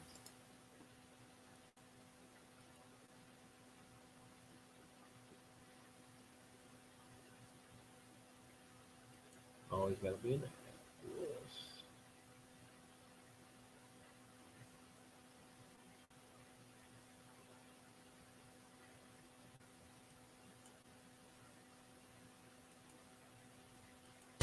1 2 1 2. Yeah. Special dedication to my brothers and sisters on the great continent of Africa. The saints in Malawi, Ghana, Nigeria, Kenya, Zimbabwe. Don't be deceived by what America's sending y'all, man. Let me begin. While there's still ink left in my pen, I'm set to contend. For truth, you can bet will offend. Deception within the church, man, who's letting them in. We talked about this years ago. Let's address it again. Yeah, and I ain't really trying to start beef, but some who claim to be part of the sheep got some sharp teeth. And cats get mean when you criticize them, but Jesus told us Matthew 7:16, we can recognize them. And God forbid that for the love of some fans, I keep quiet and watch them die with their blood on my hands. So there's nothing left for me to do except to speak to you in the spirit of Jude 3 and 2 Peter 2. And I know that some will label me a Pharisee, because today the only heresy is saying that there's heresy. I'll dare to be specific and drop some clarity on the popularity of the gospel of prosperity. Turn off TBN, that channel is overrated. The pastors speak bogus statements, financially motivated. It's kind of like a pyramid scheme. Visualize heretics Christianizing the American dream. It's foul and deceitful, they're lying to people, teaching that camels squeeze through the eye of a needle. Ungodly and wicked, ask yourself, how can they not be convicted? Treating Jesus like a lottery ticket. And you're thinking they're not the dangerous type, because some of the statements are right. That only proves that Satan comes as an angel of light. This teaching can't be believed without a cause. The lie is you can achieve a crown without a cross. And I hear it all the time when they speak on the block. Even unbelievers are shocked how they're feasting the flock. It should be obvious then. Yeah, I'll explain why it's sin. Peep, the Bible is sin. 1 Timothy 6, 9 and 10. It talks about how the desire for riches has left many souls on fire and stitches, mired in ditches. Tell me, who would teach you to pursue as a goal the very thing that the Bible says will ruin your soul, huh? Yet they're encouraging the love of money. To make it worse, they've exported this garbage into other countries. My heart breaks even now as I'm rhyming. You want to know what all false teachers have in common? What? It's called selfism, the fastest growing religion. They just dress it up and call it Christian. Don't be deceived by this funny biz. If you come to Jesus for money, then he's not your God. Money is. Jesus is not a means to an end. No. The gospel is he came to redeem us from sin. And that is the message. Forever I'll yell. If you're living your best life now, you're headed for hell. Talk to him. Joel Osteen. False teacher. Let him know. Creflo Dollar is a false teacher. Well, Benny Hinn is a false teacher. I know they're popular, but don't let them deceive y'all. Talk to him. T.D. Jakes is a false teacher. Tell the truth. Joyce Meyer is a false teacher. Let them know. Paula White is a false teacher. Use your discernment, let the Bible lead ya. Keep going. Fred Price is a false teacher. Tell the truth. Kenneth Copeland is a false teacher. Robert Tilton is a false teacher. I know they're popular, but don't let them deceive ya. Talk to them. Eddie Long is a false teacher. Let them know. Anita Bynum is a false teacher. Paul Crouch is a false teacher. Use your discernment, let the Bible lead ya. But false prophets also arose among the people, just as there will be false teachers among you, who will secretly bring in destructive heresies, even denying the master who bought them, bringing upon themselves swift destruction. And many will follow their sensuality, and because of them, the way of truth will be blasphemed. And in their greed, they will exploit you with false words. Their condemnation from long ago is not idle, and their destruction is not asleep. 2 Peter 2, 1 through 3.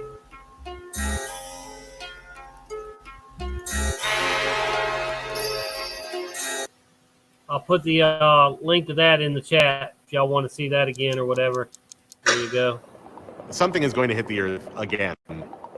There was an impact in Siberia within the last decade that was caused by an object about 20 meters across.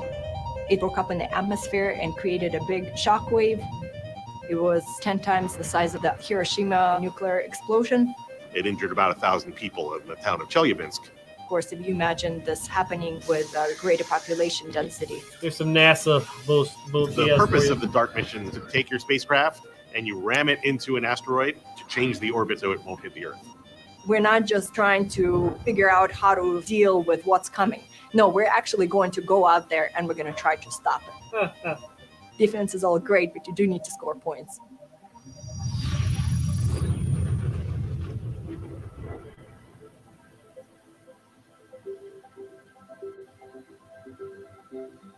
Johns Hopkins. Earth gets hit by asteroids and small debris all the time, but most of the asteroids break up in the atmosphere.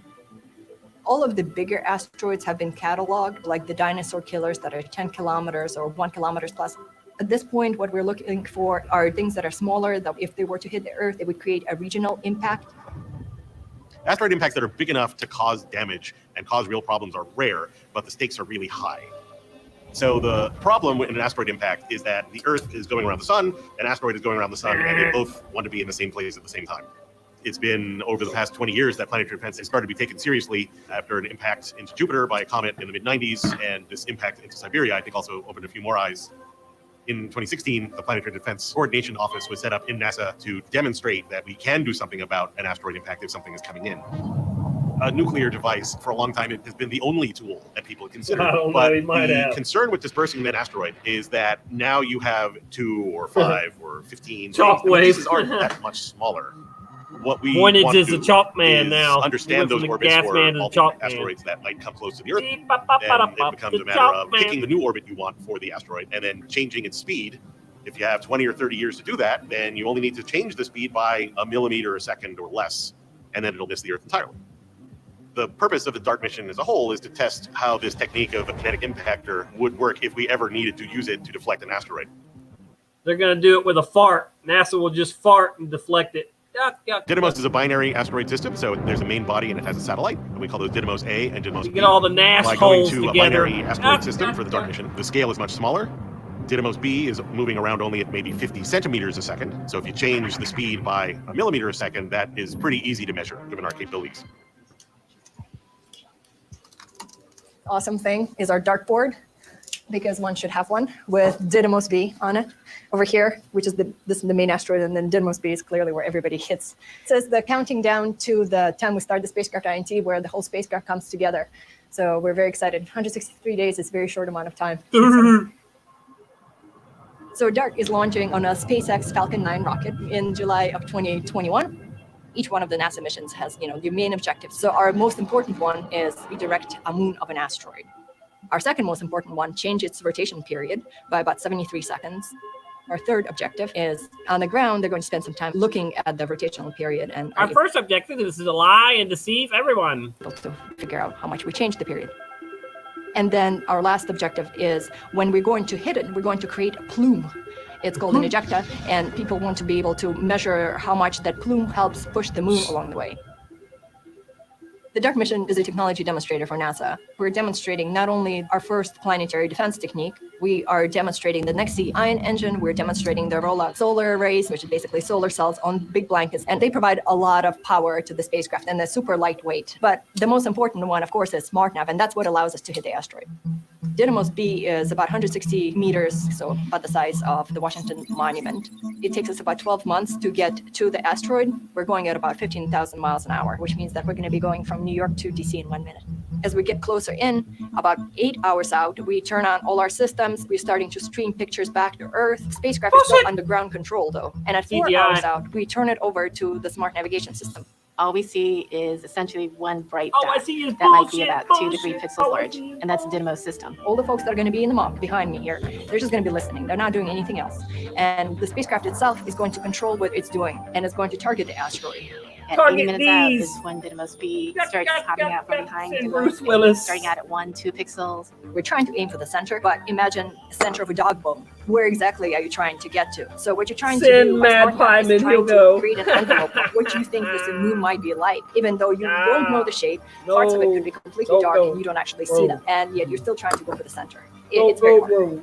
My biggest thing is to test the SmartNav algorithm to death. We use many different asteroid models, run a bunch of simulations, and see that the algorithm performs as we expect it to. And then it's not until about 2 minutes out that we're able to completely see the whole moon in its field of view. We have this communication delay of about 1.5 minutes. That time delay for any decision-making process for humans in the loop in real time, especially at the speeds that we're traveling, is essentially impossible. And then it's going to Everything be you say is impossible. You're kind of done at the moment of impact. And if you missed it, that's That part. really not good. So, yeah, it's going to be mostly terrifying, probably exciting. the reason why I think DART is so incredibly cool compared to other Fart. science investigation mission is that you talk to a person on the street and then you say, oh, I'm working on a mission that's going to study the solar wind. And they say, what is that? Wow. But then with DART, it's a very straightforward mission. You feel like you're helping humanity as opposed to, saying that I'm exploring the world around me. I think if people can go to bed, sleep a little bit easier, without some existential dread that tomorrow they're going to get blown NASA's up by an going to save asteroid us from an asteroid. we can't do Oh, anything about thank them. you, I think that's NASA. good too. If we can lower the stress level of humankind, I think that's also worth something. So happy. Do you feel like you are saving the world?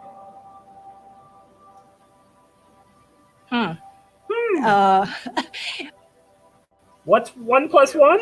I don't know. Do I retain the rights to the action figures and stuff?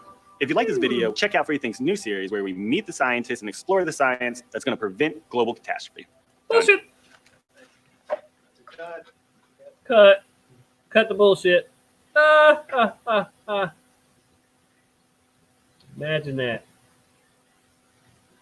All right, so this is if I play BBC, I'll get in trouble for sure. I better not play BBC. Let's see. International Space Station, off the Earth, for the Earth, and beyond. This is going to be some crap.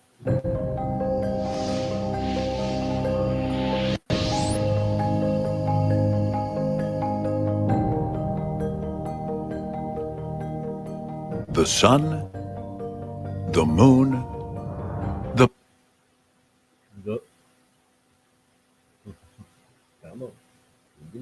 planets, the stars. These natural phenomena have nurtured, guided, and inspired life on Earth throughout the ages. Yet, it wasn't until the beginning of the 20th century, when aerial technology gave birth to the airplane, that humans acquired the technical capability to literally reach for the stars. Today, airplanes take us to altitudes of 30,000 feet, allowing us to fly above the clouds at nearly 600 miles Above the per hour. chemtrails. Halfway through the 20th century, we invented the technology to go even farther, and the satellite era had begun. Bullshit. The first artificial satellites were launched to low Earth orbit, an area that extends to about 1,200 miles above Earth. The satellite era was destined to show the world that the sky could provide much more than intercontinental transportation, and NASA was created. Today, in the 21st century, over 1,000 operating satellites orbit planet Earth. They serve us daily with weather prediction, television programming, navigation, reconnaissance photography, radar imaging, and space-based internet. But today's most important satellite came at the very end of the 20th century. In 1998, assembly began in space on a satellite that would be second in size and radiance only to the moon. Completed in the 21st century, it was destined to enable us to support and improve life on and beyond Earth. Ultimately, this satellite was to become the springboard for nations around the world to prepare to take the next giant leap past our moon and into the solar system. This satellite is NASA's International Space Station.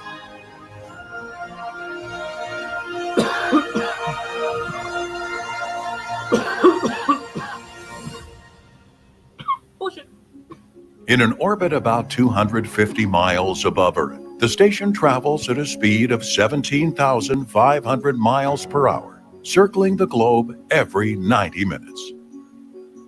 The International Space Station was built with the cooperation of 15 countries.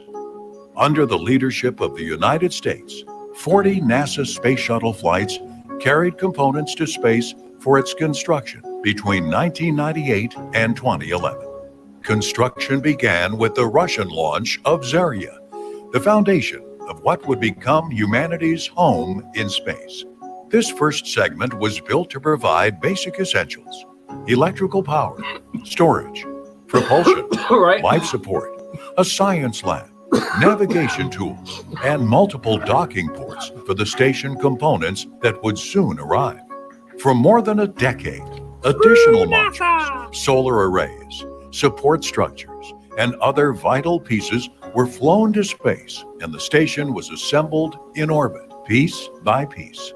Modules like the U.S. Destiny Laboratory provided one-of-a-kind research facilities, while others, including the Tranquility Module, provided vital life support systems and additional living space, eventually giving the station an interior volume similar to a Boeing 747 jet. Oh, imagine that. America's internet. They really admit that? That it's like a Boeing for, oh no, they show in their hand. Did you hear that?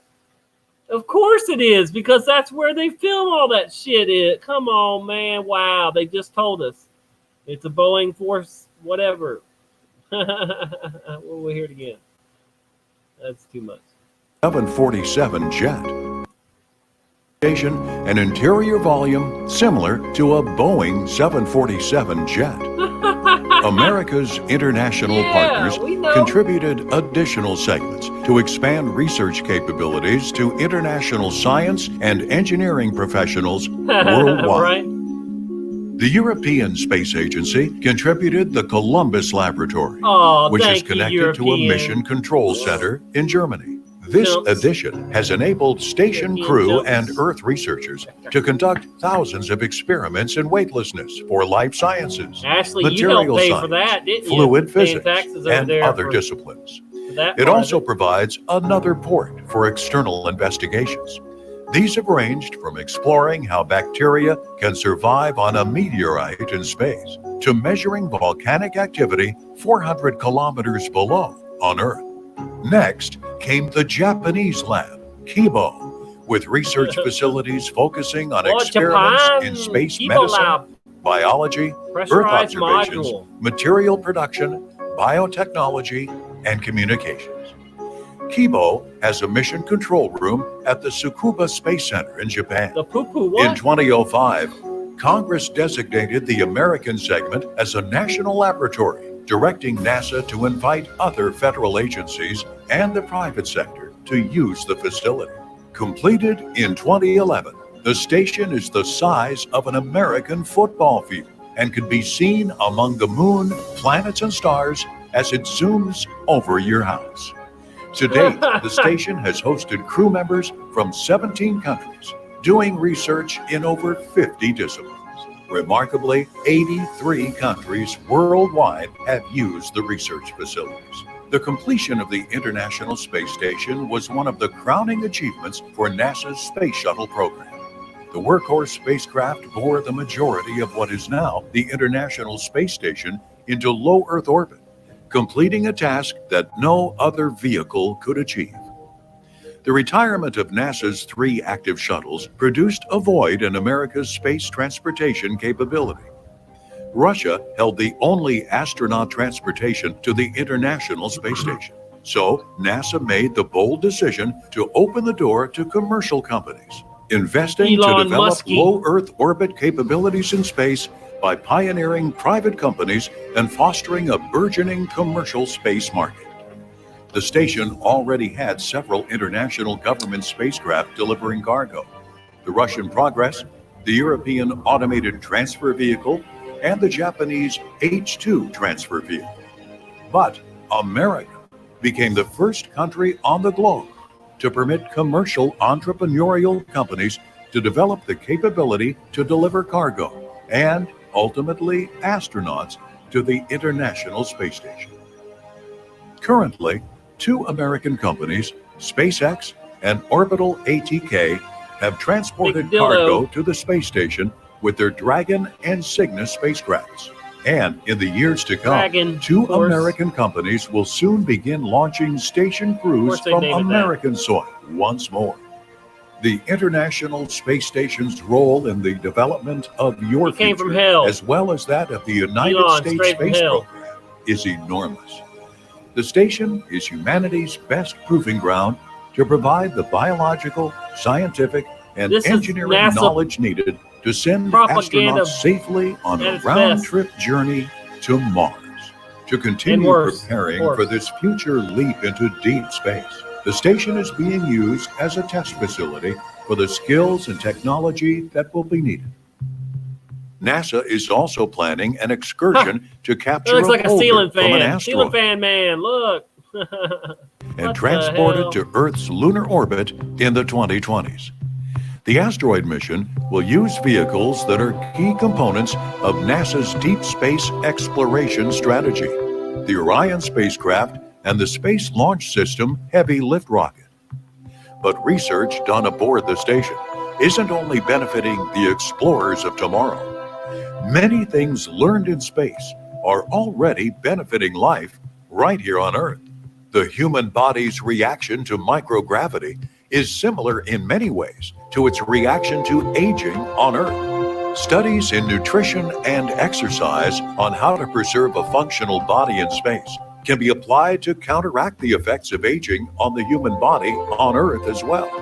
And with the first year-long mission on the station already underway, NASA is pushing the boundaries of the human body's capabilities further than we have ever gone before. Research on the fundamental mechanisms of plant growth made possible by the microgravity environment could lead to improvements in plant production on Earth and will be vital if future explorers want to grow food on Mars. Water purification systems developed and perfected on the International Space Station have been used in remote locations on Earth that lack reliable access to clean drinking water.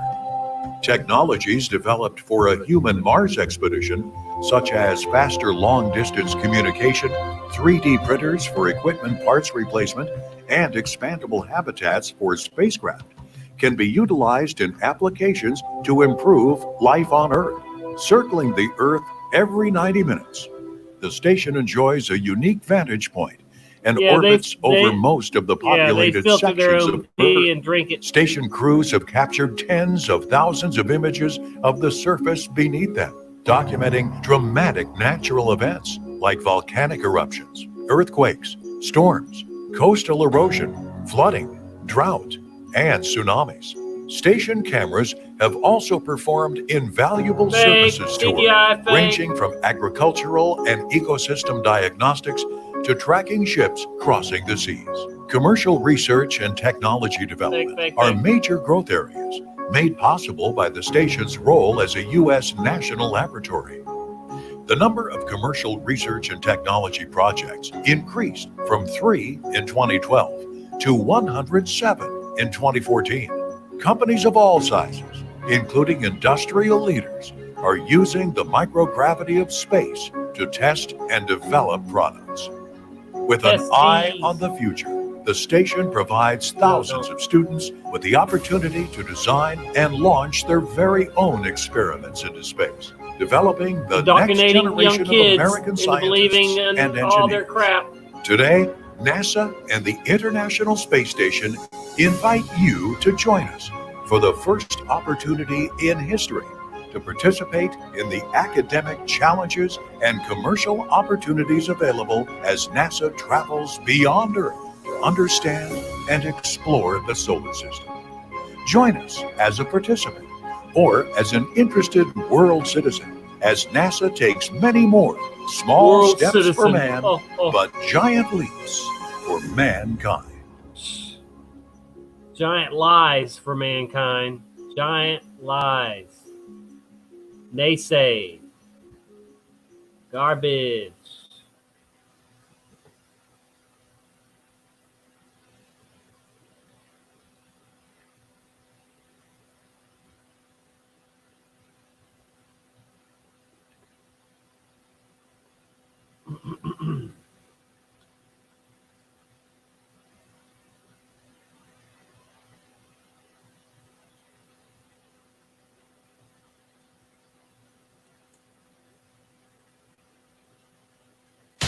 Any idea what they're going to do with it? With what?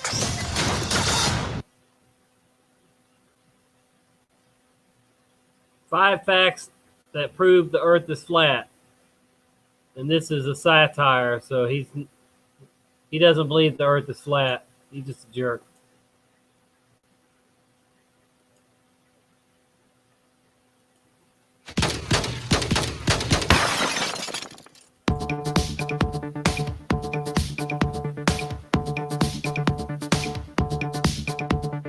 So you're an astronaut. Indeed I am. I don't know if you noticed, but obviously an astronaut. Yeah, I see that. You don't really need the astronaut thing here. I mean, I have oxygen. Well, you can never be too careful, Christopher. It's Jason. Whatever. Plus, the ladies love it. Well, I'm sure they do, Neil. It seems you're left with little else to impress them with. Tell me this. I mean, as an astronaut who's been on the moon and looked at Earth from outer space, surely you can confirm that it's spherical, yes? See, that's just the thing, Jerry. It's Jason. Whatever. The point is, I was never in space. Oh, okay. Explain further. I've got the ice cream sandwich here to prove it. You see, space camp isn't all it's cracked up to be. It's a 10-year-long training regime, and no one's ever completed it. What does this have to do with ice cream sandwiches? Clearly, you've never had space food. After the physical challenges, the flight safety, the swimming lessons, the vacuum training, comes the survival test. You have to live for a week on space food. Oh, easy peasy. We get to eat ice cream all day. Allow me to demonstrate. It's disgusting. Here, try some. Oh, I think I've had my sample. Okay, so your whole point is we never went into space because space food sucks, hence the Earth is flat. Now you're getting it. Okay, well, this has been incredibly insightful. Thank you for your service. I believe the next interviewee is ready, so thank you. Oh, sure thing, George. Thanks for having me. It's Jason.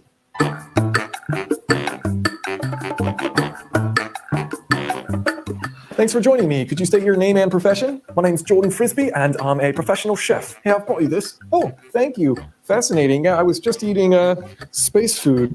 Terrible. Anyways, what's your take on this whole Earth being spherical, round, flat, pointed, whatever? Great question. You know, a lot of people say, oh, look up at the moon. It's round. Why is everything in space round if they're not spheres? That seems like a fair point. What's your counter? Look, Jason, is it? Yes. Wow. Thank you. So what's your favorite food, Jason? I'm not sure. I don't have a favorite. Tell me, what's your favorite food? Wow. Okay. I don't know. Pizza? Of course it is. Everyone loves pizza. Pizza is round. Pizza is flat.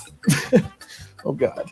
Okay, so how about this? The moon, right? It has lunar cycles. So let's just say this baseball here is the moon and my phone is the sun. You shine a light on a baseball, half of it's lit up, the other half is dark because it's spherical and the light doesn't wrap around. Same thing happens with the moon and the sun. Well, sure, that's a theory. Okay, so explain to me the shadows on the moon. What? Look at it. Looks like the moon, doesn't it? Oh, okay. I'm convinced. Thank you. Just get out of here.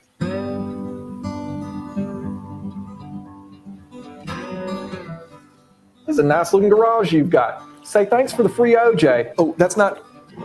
Oh, boy. That's not bad.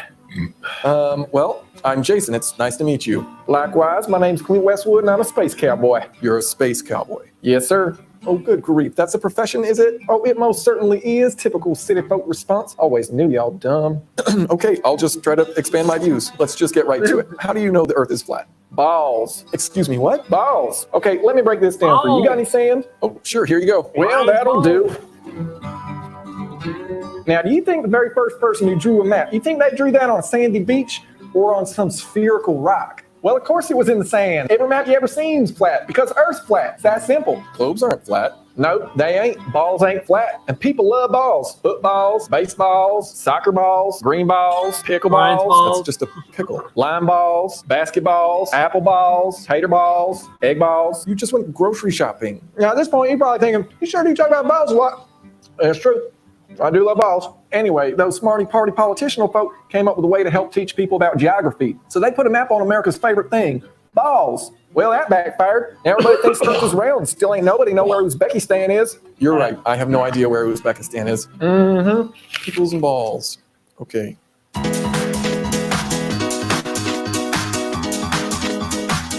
Thanks for joining me. Could you state your name and profession? My name's Greg Halsand. I'm a scientist. A scientist? Yep. Okay. How do you know the Earth is flat? How about this? As a scientist, how do you explain the tides? Global warming. Global warming. Yep. It explains the tides. And I'm not talking about Tide Pods. People need to quit eating this shit. What? Nothing. The Tide Pod thing just seems like something a doctor, for example, might say. I guess I just find it interesting that you believe the Earth is flat, but you also believe in global warming. Jason, I'm a scientist. 97% of us have figured this out for years. I'm not disagreeing. I'm just not sure what this has to do with tides or Tide Pods or whatever it is you're trying to get at. Well, Tide Pods are shaped like balls. It's obvious why people like them. You can swear all you guys want. Really are in this together. What I about the swear, tides? still, So it's nobody's really simple. perfect When the around ice here. melts, sea level rises. Ice If freezes, they sea level cancel us drops. or The tides whatever go for in, the swearing, tides then go out. oh well. Okay. Thank you for your They time. can I go am to ready hell. for the next expert. What do you mean? I was told I was the last one. No, you're the fourth. I've got one more. There's five. I am the fifth. The astronaut, the chef, the space cowboy, the scientist. Five. Oh, God. Can I ask you something? Why do you have a stethoscope? Because I'm a scientist. I've got an eye chart, too. Okay, when you're sick, where do you go? The doctor. Mm-hmm. Oh. This is embarrassing. It is. You can leave. Can I check your reflexes? Just go. Now, I know what you're thinking. Jason, we've learned nothing here. There have been no facts. You duped us. And you're absolutely right. This is a Tide commercial. It's not an advertisement. Okay, every April Fool's I do something stupid and pointless. I've never been paid by Tide. If you want to check out some of the other dumb videos that I've done on April Fool's, you could, or you could just learn something instead. Thanks for watching. Hope you enjoyed. See you guys. And what a ass clown he was. Dun, dun, dun, dun, dun. Been on for 2 hours and 20 minutes. Wow. Time flies when you're hanging with good people like y'all. Oh, dear. Yes, I shaved. I didn't think I was ever going to shave, but my beard was just so all over the place. I said, why not? Go ahead and just shave everything but the goatee. Yeah.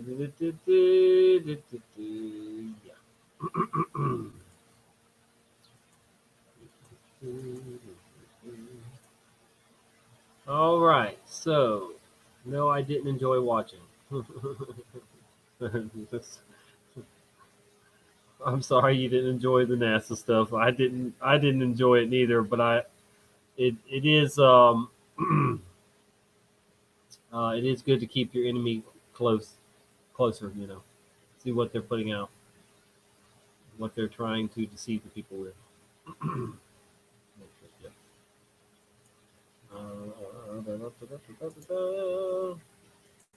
Let me see if these same articles will come up when I look on here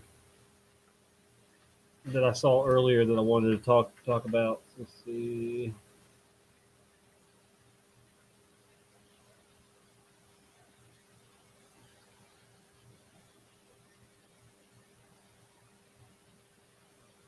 A Pensacola YouTube star that I've never heard of, but a Pensacola, where I'm at, YouTube star Logan 30 Acre wins $800,000 K auction to dine with Tom Brady.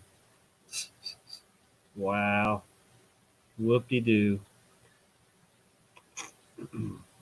Lawmakers consider blocking some F-35 deployments over 5G network over that one Iowa or whatever. I don't know.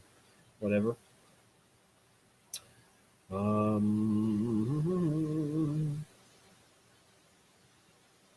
Jeff Bezos could become the world's first trillionaire, and many people aren't happy about it, of course.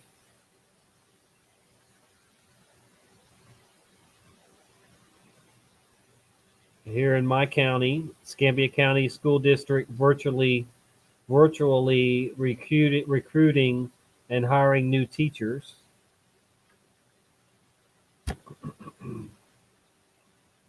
But are they going to be virtual teachers? Are they going to be, they're going to be homeschooling by computer teachers? Who knows?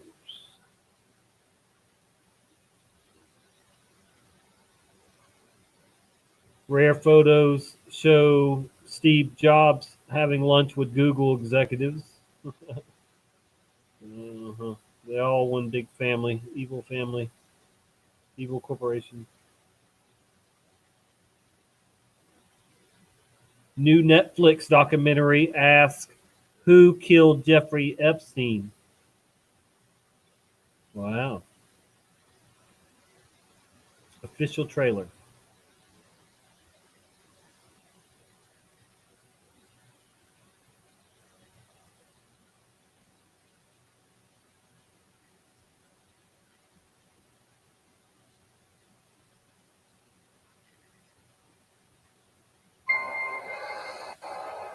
disgraced financier Jeffrey Epstein is dead. Did he kill himself? Was he killed? Well, crap. There's something happening here that was bigger than just Jeffrey Epstein. He was known as this Gatsby-like figure of mystery. He was stunningly rich. He had a $20 million house, his own private island in the Caribbean. He has a nickname, the Pedophile Island. In 2005, the Palm Beach Police Department received reports of young women going to and from his residence. There was an ever-revolving door of girls. Who else was underage? Oh, those girls brought other girls too. It's a trade, and it goes on and on and on.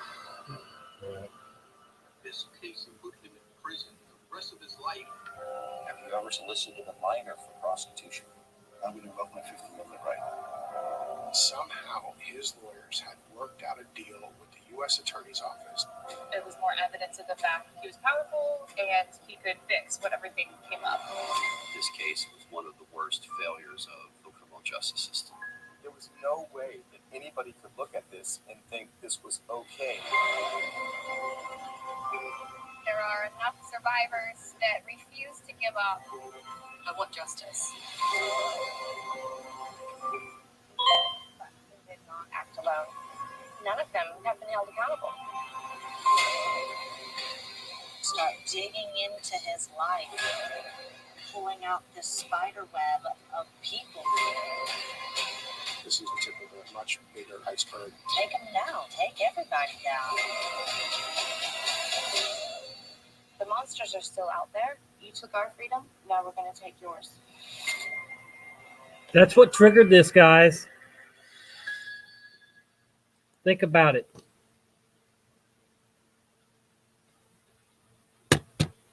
Too many people were going to get named. Too many people that are running this world were going to get named.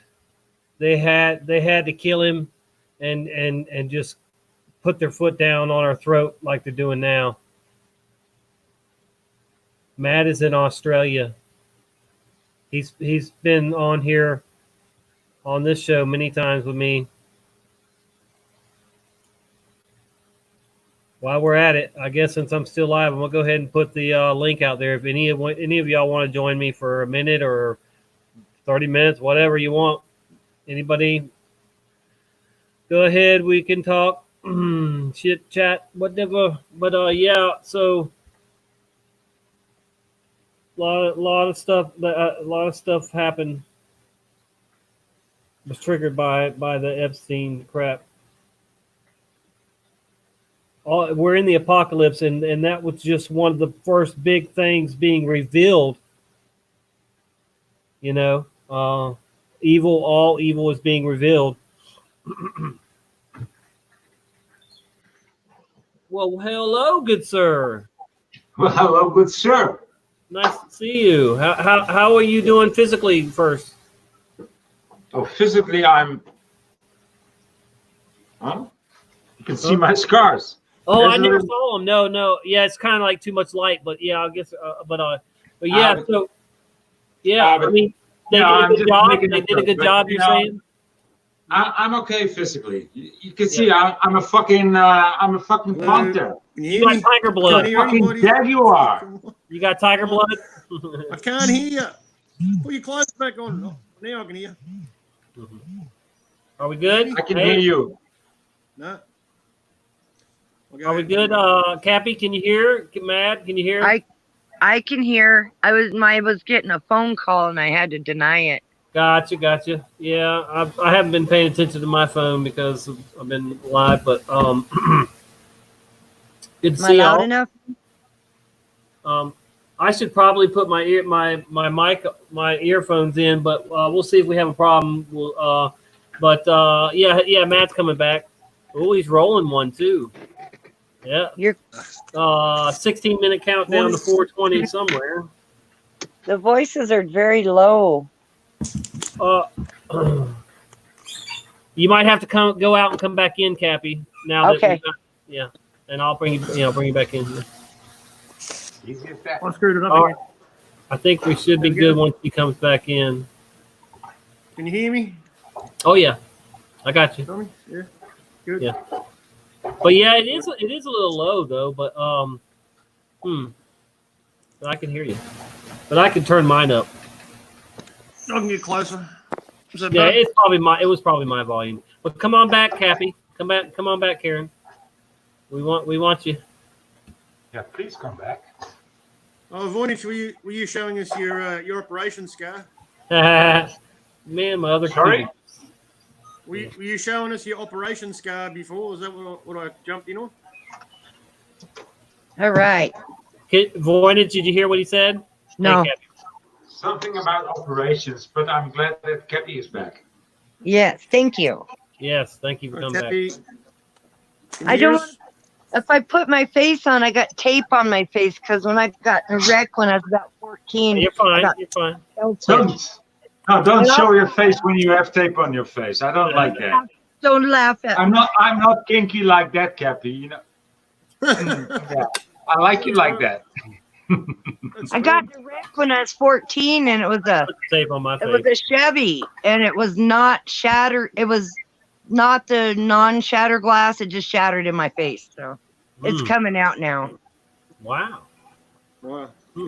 Interesting. Yeah. Wow. Good luck. That's Yeah. good. Apparently, So, my dad. so I don't touch it. I put tape on it. Apparently, my dad's got some lead underneath his skin where a girl stabbed him with a pencil, and the lead was still in there, I guess. Wow. Kids, That's you know. crazy. I was shot with a BB gun, and the BB went in my chin and then went down about an inch, down my chin, and they had to, work it out of there. But we used to have BB gun wars, so I was asking. We used to shoot fireworks at each other. Oh, man. Yeah. You ever remember the ball shooters? You get like 10 or 20 ball shooters. Yeah. Different lengths. You get small ones and longer Yes. ones. And What you they could hold call them and you could hold them Roman and fire them a candles. fair distance. Roman candles. Roman Yeah, candles. no. I shot colored balls, firework balls. Yeah, they just come out. Roman candles. That's what they're called, I think. Yeah, and we used to stand on each side of a quarry, probably Yeah. like, I don't know, 50 feet across or something, and just shoot them at each other when I was a kid, man. It was good fun. I think until some kid got hit with a firework, and then that was it. No, parents put a stop to it. Right. Thanks for being here, people. I see we got Paradigm Oxide in the house, and Ashley Reality Sliders Mandela Effect is still in the house. Paradox Cyanide is going to make a rap song for me. I don't know whether I like it or not. I heard that he sent his rap song to you too. He sent me some music for a rap song. He sent me a. Send it to you. It's a poor rap song. Okay. I mean, Tommy, tell the truth. He knows what he's talking about. He's a singer-songwriter, and he lives in Tennessee. And he's worked for you worked for a publishing company, so you know what you're talking about. I know music. Yeah, even if I hadn't worked in music, I have a long line of family members that were singer-songwriters, musicians. Music is in my blood for sure. I love a lot of types of music too. I've listened to every genre out there at some point in my life, probably, and enjoyed them. I've even used to get into death metal for a little while, but that's a long time ago, and I don't do that now, of course. But no, music to me is like weird anymore, Yeah, I like truth music the best now.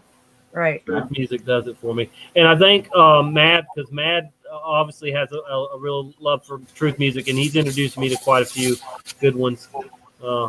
And do you have a playlist, Mad, like a public playlist of truth music on your thing?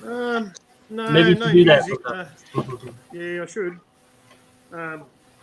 Yeah, like even in there's good messages and truth in a lot of contemporary music. The popular contemporary music. I think that's part of the magic trick they have to tell us. You know what I mean? To lessen the karma on themselves. You know what I mean? But there's message. Yeah, but I do like music that's truth. Yeah, truth related. Yeah, for sure. But yeah, I can name a few if I think of them. Right. What's his name? Payday Monsanto is a good one. Everyone knows. Payday Monsanto. Yeah, man. Yeah, that one's good. Yeah. It is. It's really I'll play good. one of them actually, if y'all want. And ODD, Truth. Yes, Is good. ODD is one of my favorites. They actually did a song together, man. Payday Monsanto and ODD. It's a good song, man. Okay. But Yeah, that's what song was that one? Oh, can't remember off the top of my head, mate. Huh. I'll find it. It's Yeah. It's like a duet, you know. They both rapped on the same song here. Don't say ODD did a duet because that sounds just a bit too gay, okay? Yeah, I know, It's not the 80s anymore. He just did a spit. Did his bit. Collaboration. I did a collaboration. A collaboration.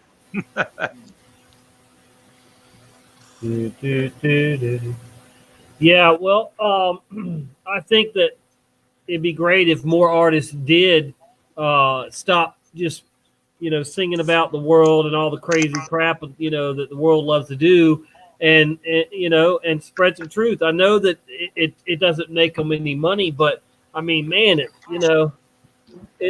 least there is a lot of artists out there that know what's going on, but they want to keep their paycheck coming in, and these record labels, they control everything, and if they don't have control, then they will put you on the back burner, and then you don't get no shows, you don't get no love, so you have to they make you, just like the Beast System is going to make everybody do what it wants them to do. It's the same way. They just love control. Evil loves control. They want to control. Yeah. They want to control your soul, conquer it. You and your soul. Yeah. Vampires. They're vampires. They're soul vampires. It's just so weird to wake up and know that everything is reversed 180. And then don't even believe any of that. Yeah.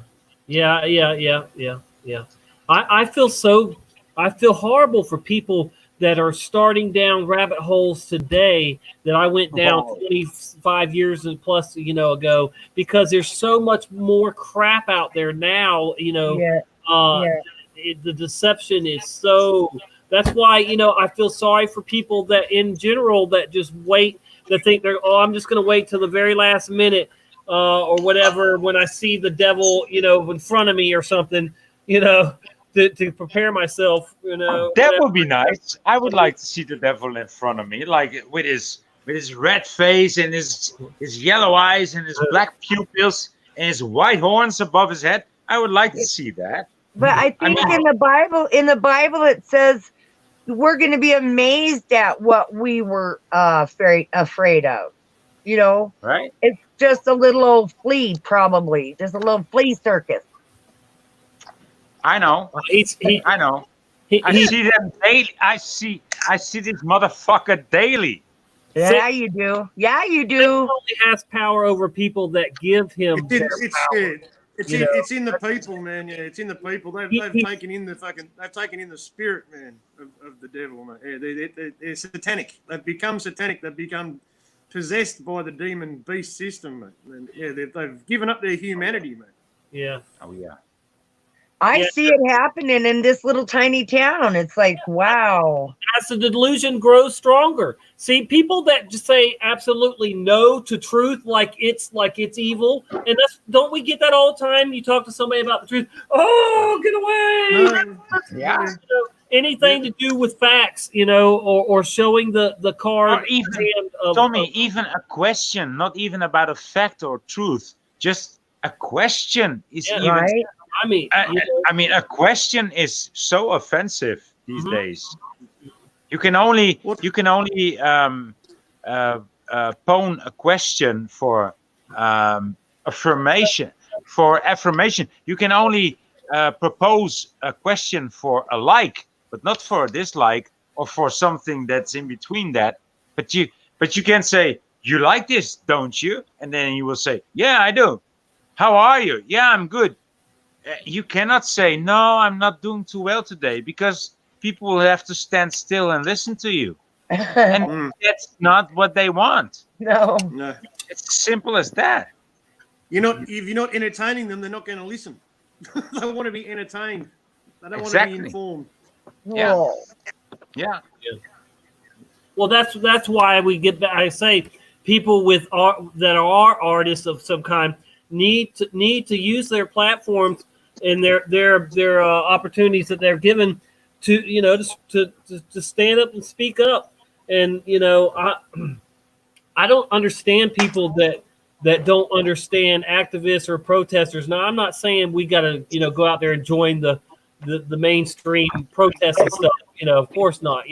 But I mean, if you don't stand for something, you're going to fall for anything, pretty much, right? I mean, if you're just like, oh, I just go with the flow, and I'm just going to let it just unfold. I mean, that's pretty shitty, man. I would think, I'm going to stand up and speak up and reveal the evil that I see, expose the evil, when I can.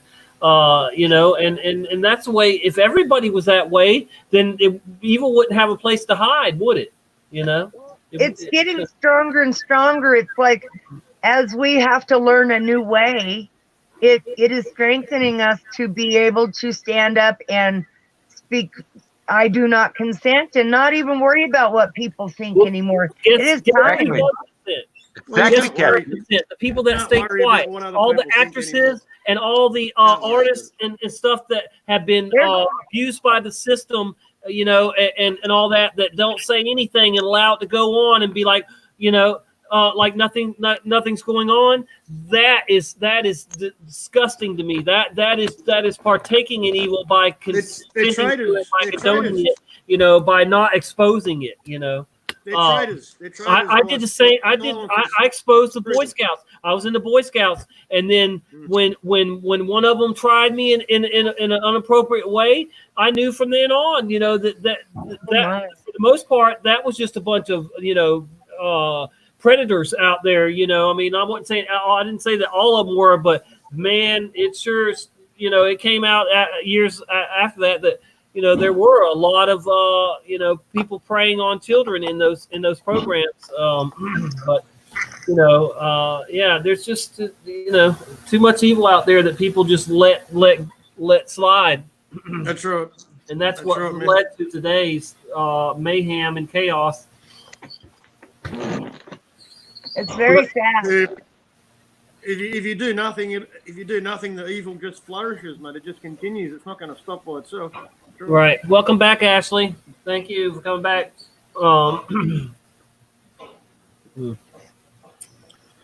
Yeah.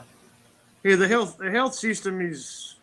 I'm sure that if nurses that are actually working in hospitals, and they surely by now they must have realised that nothing's going on.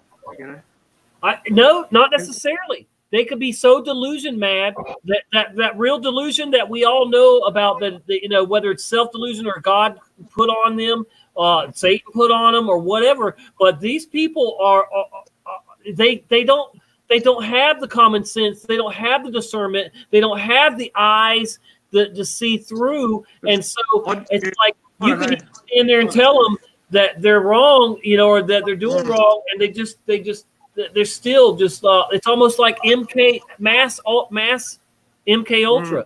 I'm serious, man. They're it's like MK Ultra from birth. Because it just blows me away. I've said it to other people too, because before this shit happened, I classed nurses very highly. I thought they were the best people in the world, man. They're the caring people, you know. They're selfless. I've never had a bad experience with a nurse, you know, in a hospital when I needed care, you know. I'm not saying they're all bad, but see, I mean, you know, it's sad but true that some people, even good people, can be programmed to go along with I mean, look at medicine and Western medicine in particular. Even, I mean, it's a bunch of drugs that you know, that don't really even fix anything, you know, in some cases make you worse and all this crap, you know. So, I mean, here's good people going along with prescribing this stuff. I mean, they're good at heart, but they're believing these corporations that tell them this stuff is okay. And you know, so there you are. They're delusioned already that they don't see through like we do. That it's bad. Yeah, I agree. They're under that delusion, but being in the hospital every day and not seeing any sick people with these, you know, this so-called pandemic, and not the numbers. They might have people who actually think they're lied to daily. They're lied to and say, you know, whatever it takes. They're told that, you know, the patients are elsewhere or this, that, and the other, but they're constantly being lied to, just like we are, and you know, and there's an excuse for everything. You know, that they might question, you know, and if they question too much, they're gone. There's always another nurse to replace the nurse. You know, there's nurses being, you know, every day there's new nurses, you know, and stuff. I mean, it's simple as that. There's as simple as that, Tommy. It's as simple as that. Yeah, you're replaceable. But these nurses don't. But these nurses don't acknowledge that inside of themselves. They know it, they feel it, but they cannot talk to you or me about it.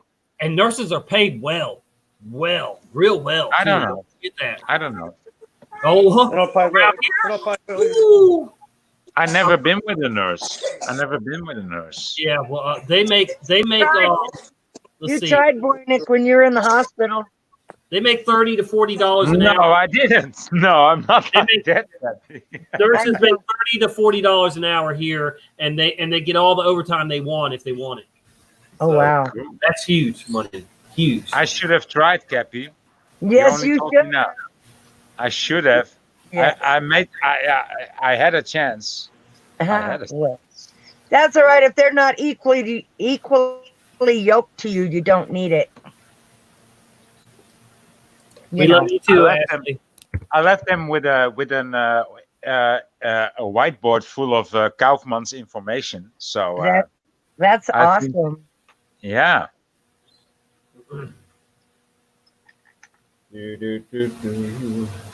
Can you guys see Cappy? Do you know what happens when she loosens her hair cap and she lets her hair loose? I mean, she's just 21 again. Right. Long hair. Yeah. You do, right? Yeah, it's up there. I know. I keep it off my face. It bugs me with this going on. Man, I just missed a 420. Uh-oh. Oh, how could you? How dare you? Nobody reminded me, and I just wasn't looking. Jeez. It's 423 somewhere. Why didn't Jesus remind us? God, look what you did to us. You didn't remind us of 420. Come on. Yeah, I like to say, as long as I get it in the 20, in between 20 and 30, I'm good.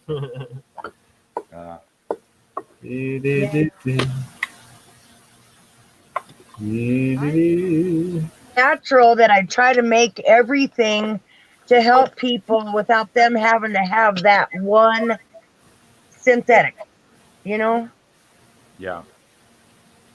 Like, I could make a lot of stuff. If and that I get a check for that amount, I'm going to throw it all into my little apothecary.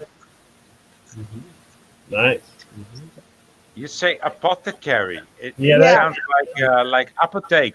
We call it apotheek in Dutch, but it means pharmacy, right?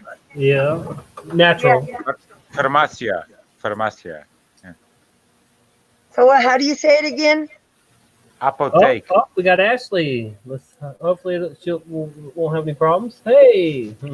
Hey, Ashley. Hello, hello. Hi.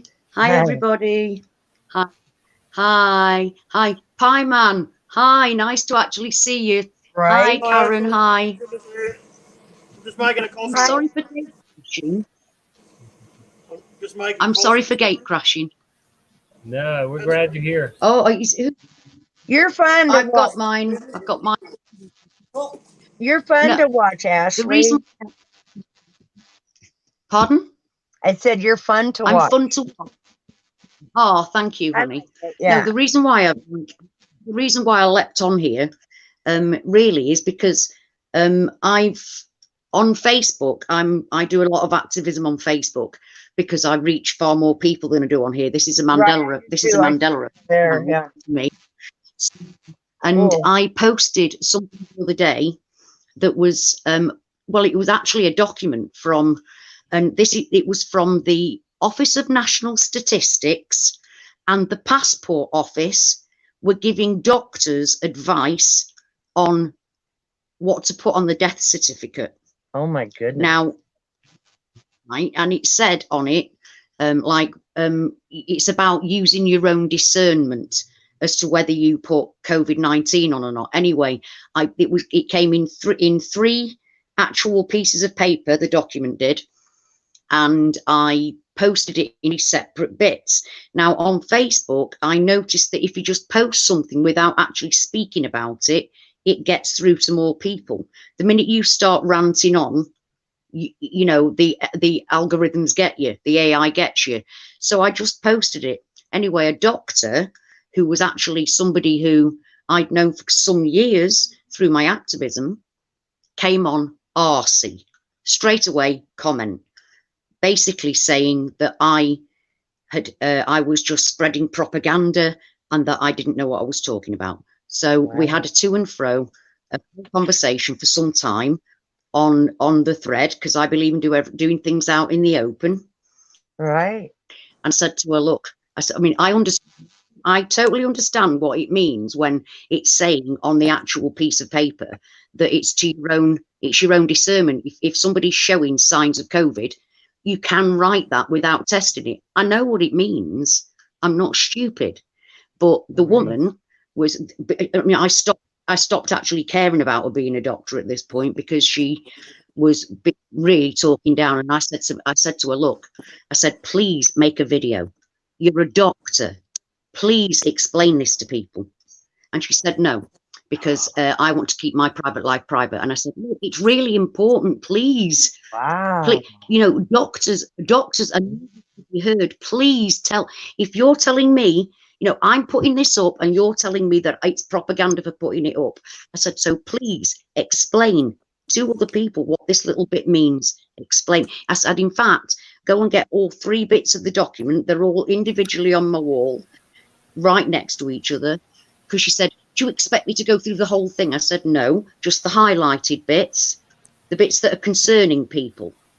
Wow. And she said, well, she fobbed me off. She said, no, got RC. And I was like, please, please do it. Please, please do it. And no, she wouldn't. Anyway, the day after, I got video messages. Right. Where she didn't, well, I did try. I mean, I said to her, look, I said, I want you to explain to people. Anyway, she sent me these videos and they were blank. I could hear her speaking. And in the first, talk about talking down to me. It was awful. Patronizing isn't in it. She started off by saying that I'm being dangerous and that I'm passing on propaganda, even though what I was doing was passing on but the this facts. is the most important There was thing nothing that... propaganda about posting it. That's what it says. But then she went on to talk to me like this, and she said, well, I'm going to talk to you in the most basic of terms that you can understand. It's a bit like Goldilocks and the 3 bears. Yeah. But Goldilocks has got this. Is the way, Ashley, this is Goldilocks the way that... has still got a bit. Yeah, this is the way the doctor, who has been a friend of This is mine the for way that years, was people talking to will me. speak to But you. They will Goldilocks has got a speak you bit of down. courage on her. Right. Exactly. Yeah. This is me begging this woman to help things clear. She's talking to me about this. It's like Goldilocks and the Three Bears, with Goldilocks still having a little bit of podge on her, and she could spread that to people. Then she went on to say, because it actually said probability. The whole thing about it actually says COVID-19, the probability of them having shown symptoms, the probability of it being COVID-19. Wow. Right now, understand what the word probability means. Anyway. Wow. Yeah, but this is the way that people will speak down to crazy. you. Like, I've had this. It's not even a conversation. It's just a cutoff of conversation. She goes right? on to tell me. They will just tell you. To I know. Get a dictionary out and look at what the word probability. Ashley's buffering a bit, I think. Yeah, she is. All right. Well, let me. Came through though. All right, we'll see if that helps. Here. Yeah. But that's it. I mean, I'm begging her to help make things clear. And partway through our original conversation on the original post, I had gone on and written a statement. Would you? It's not helping. For a doctor to remain covered, be blank, and tell you, explain this thing to you. And they said people are already responding and want you to do it. Please. She made out that I was bullying her. Then she talked about me being I can hear a sarcastic tone in your voice, and I thought, how? Because I'm begging you to please. How she thought I was being sarcastic. I mean, I'm English, properly English. We have sarcasm running through our veins. Do you know? I mean, if I'm being sarcastic, you can tell. And I really wasn't. I was begging her, please do it. Not sarcastic. Doctor's speaking at the minute. If she can clear something up. Yeah. And I never even got to the point where I wanted to her. But it isn't only people that have got COVID that are being marked down with COVID, because there are plenty of stories out there of people relatives who are desperately unhappy that their husband has died of a heart attack. Their son came off a bike in a bike accident, all named as COVID. Now, I never even got down that road with her because she just was that talking down to me. It's like, how dare you? Because I'm a doctor, and who are you? Because she said, you don't have the experience to understand what this means, is how she started off the conversation. So I'm like, well, explain then. I mean, I do actually know what that means. I clearly do know what that means. But she never once answered why the advice to doctors was coming from the National Statistics Office.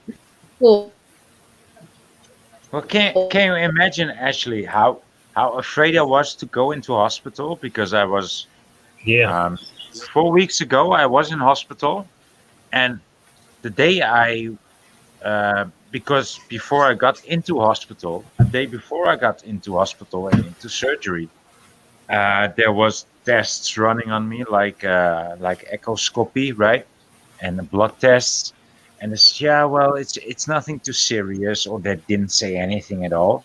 And I got in so much pain that I said, well, I don't care whether you see something or not, but if you're not gonna cut this part out of my body, I'm gonna kill myself. You know? Yeah, I was in that state, like, this is lasting too long. But before that, I was wanting to call my mother, like, Mom, if I call you tomorrow to take me to the hospital, please don't take me, because I'm afraid of the hospital. Right. But then the next day came and I was in so much pain. I said, take me to the hospital right away. Did she? Yeah, she did. And because I didn't call her, to say, don't take me to the hospital if I call you tomorrow. I didn't do that. I just wanted to do that. But it's weird. How are It's you weird. feeling? How are you feeling now? Yeah, it's been a month, so I'm okay now. I'm okay now. I got mine out. It takes a little while for it all to heal up. You just be careful. Yeah, I will.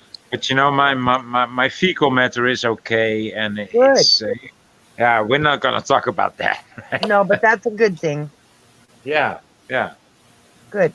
And no more pain. Oh, we lost Ashley. Yeah, we I lost think that. Oh, Hey. sorry. We'll come back, Ashley, if you want. We didn't kick you out. No, I've had 3 surgeries, and 2 of them took me a long time to get over. The nerve damage and the scar. You know, I get pain on two of them. I got pain for a long time, and one took probably over a year and a half to get over the pain.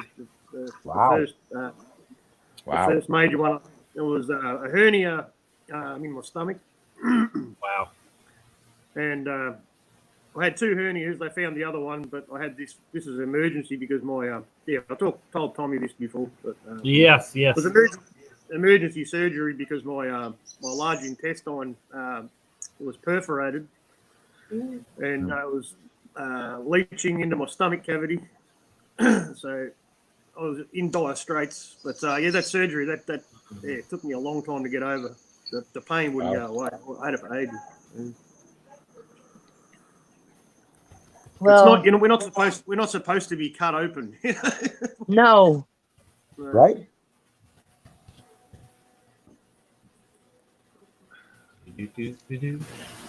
So, what's I up? didn't know any other solution than anyone to cut me open. To get out my gallstones. I mean, Yeah, sometimes it's necessary. But, sometimes. Yeah. I've also seen these miracle surgeries, right? Where somebody just jabs into your body with their bare fingers. Oh, I've And, seen that stuff. You've seen it, right, Cap? Yeah. And they're chanting all the way, and it's in Brasilia. I think it's in Brazil, and they just chant before the surgery, and they chant after the surgery, and the surgery just takes 3 or 4 minutes, and they take out the bad part like it's nothing. I don't know whether that's magic or whether that's CGI. I don't know, but it sounds very plausible. I didn't know if that was real or not, to tell you the truth. I can believe that. I never researched it, but I will believe that. That's something to believe in. Research that, because I had thought that they said one time that they broke a capsule of blood or something into it where they poked around. So I don't know. Yeah. I'll research it too. Yeah.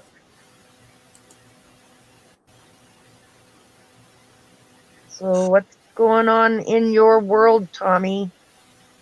Just waiting to not be an enemy of the state any longer, and they give me my stimulus check. But I finally filled it out to where they took my information, and they took it finally because I did it on my laptop, not my phone. Right.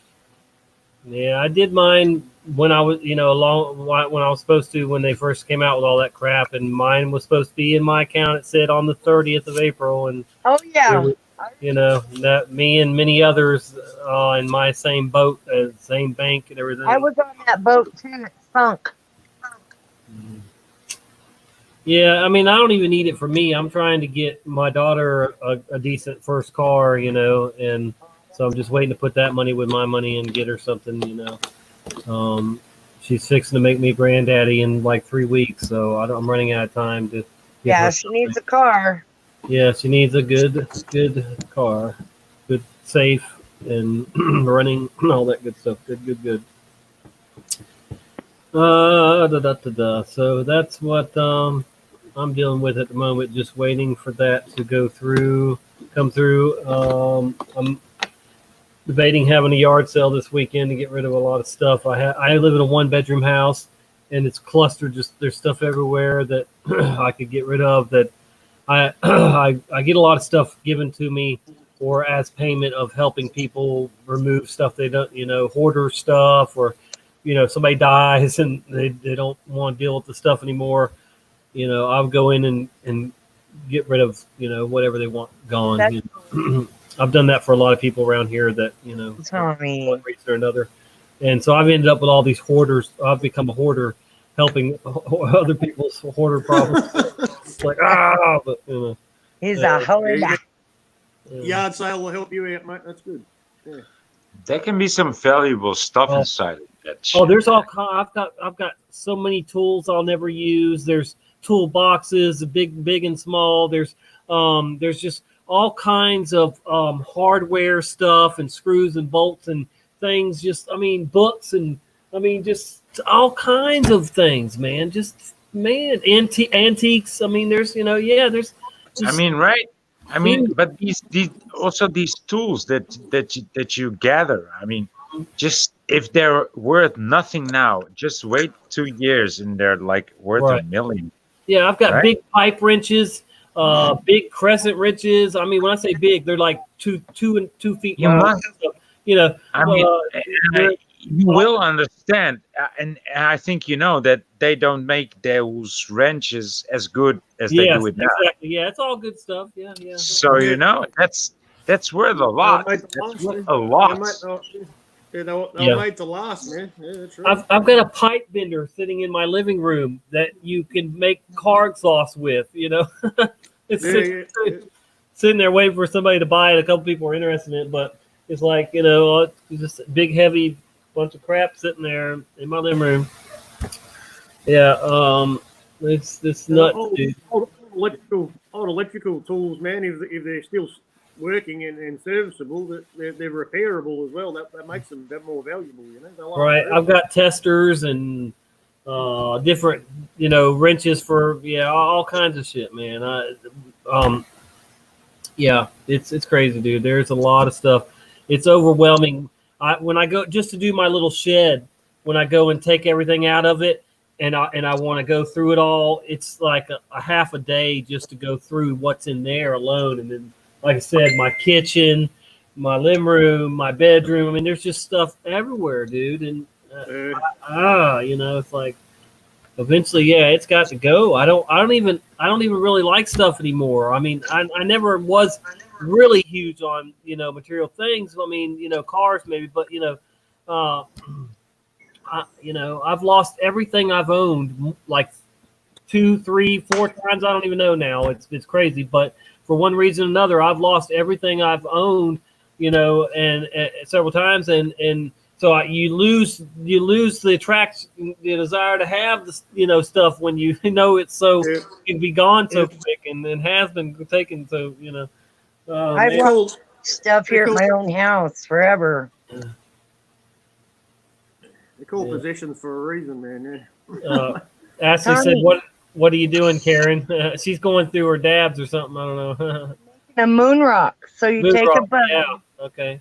Yeah, and put the distillate on it, and I'm rolling it in that Kifo shaking up. I know somebody that's wealthy that will he'll take like 2 grams of really good green, and then he'll take moon rocks like like a good bit of that and put on there, and he'll put wax on there too. It ends up being like a $50 to $60 blunt, just one blunt, dude. It's like, holy crap, man. This is that. It's gone. You don't care, Yeah, that's oil, right? Yeah, or concentrate. Yeah, big time. Yeah. You guys get all the good stuff. Jeez. I got my card. Oh, she wants to know what moon rocks are now. I can tell her but you can tell her. Yeah, you either way. All right. So you take a bud, take a little nugget, and you put wax around that. You coat it with wax, which is THC, in the wax form, and then you put the what is it called? I put distillate because it comes out easier than pressing wax on it, unless it's melted. Gotcha. Most people will to make a moon rock. You take the wax, put it on the nugget, and then you put the dust, the keef on top of that, and it's supposed to look like a moon rock. And it's very powerful. That's the keef. Yeah, that's your keef. I've got some too. Hang on a minute. Let's see if I got any down here. I haven't opened this in a while, so there might not. I don't know. There's some in there, see, but not. Oh yeah. Yeah, That's there's good. some on this screen too, I guess too. But moves that hadn't come through, but. Yeah, I have fun trying to stay out of pain with marijuana. She says they don't have wax there. Wouldn't that be horrible? I mean, Oh, I that'd haven't had wax on a daily basis in months, but still, I can get it, And I'd hate to not be able to have it. I mean, you can make your own, so y'all have it there. I'm sure somebody's Yeah, making, somebody's making their own or You whatever. You need someone to make it. You can press it. You can press it yourself. it just gets expensive. Yeah. Now, all right, if you haven't heard of wax, then you probably haven't heard of THC crystalline neither, have you, Ashley? Crystalline. It looks like the only thing you could really say it looks like is like crystal meth, basically, kind of like a crystally, yeah. White So that is 99.9% THC is THC crystalline. And you would think maybe, I can snort this, but no, it's not. It's not a snortable drug. So don't go snorting THC crystalline.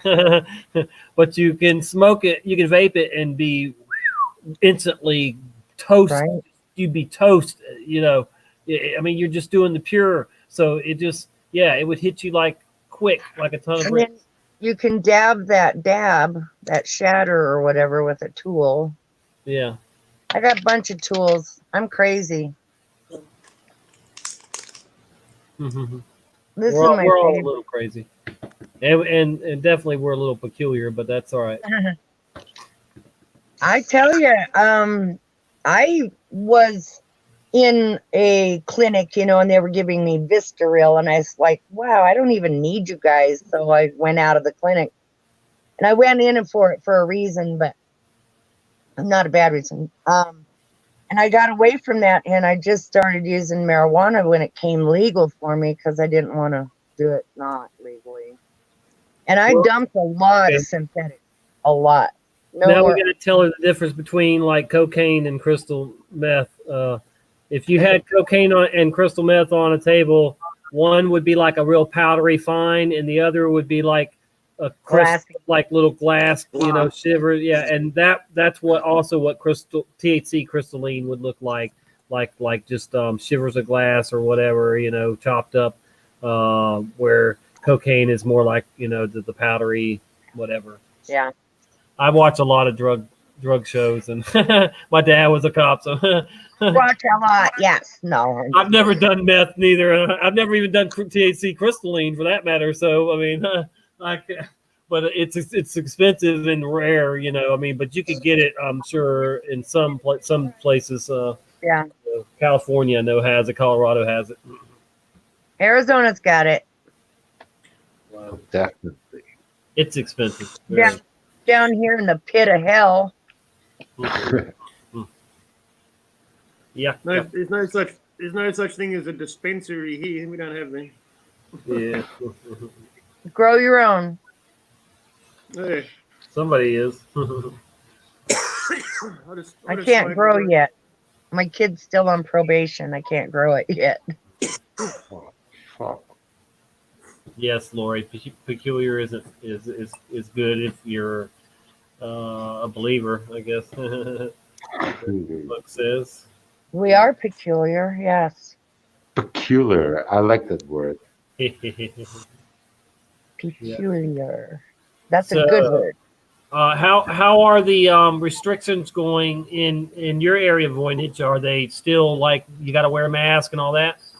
No, today I saw a second mask wearing person, and I thought I'd just go haywire on this woman, and I said, "Yeah,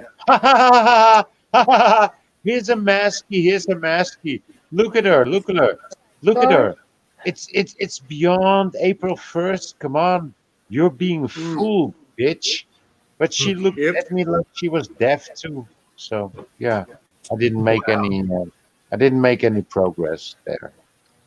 Wow. Have you done any Keep on more driving. talking yet? But then, the moment after that, I entered the store, and there was this fuzz about the shopping carts because you have to enter the supermarket with a shopping cart and not without a shopping cart. And then there was this because the shopping carts need this coin, right, to go in, and then you can take it.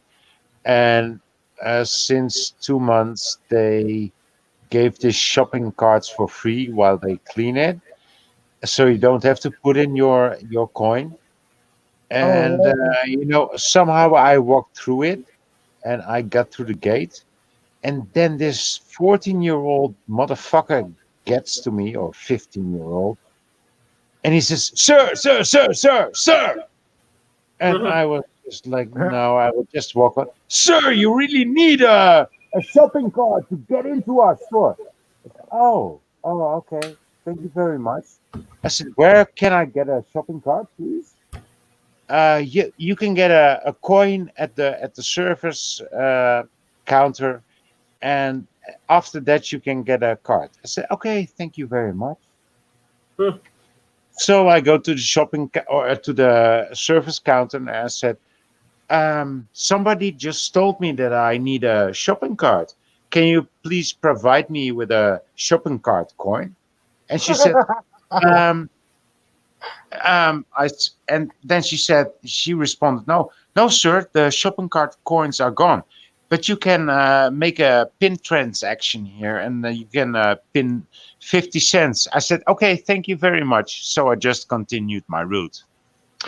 And then this guy came after me. He said, "Sir, you really need a card." I said, "I just went to your colleague, and she doesn't have a coin for a card, and I'm not going to pay for a card." "You should pay for a card."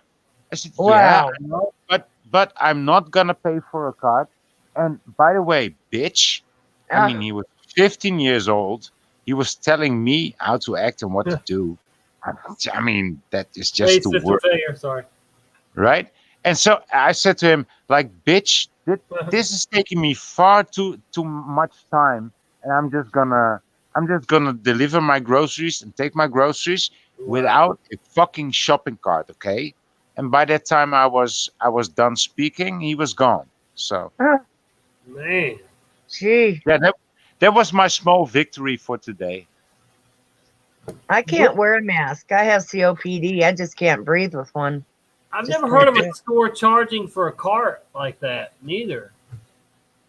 Yeah, well, it's common in Holland, but once like you said, Cappy, I mean, once they're gonna ask for because it's not as bad as it is in the USA, because they demand masks, but here they demand a shopping cart, or they demand to pay for your shopping cart.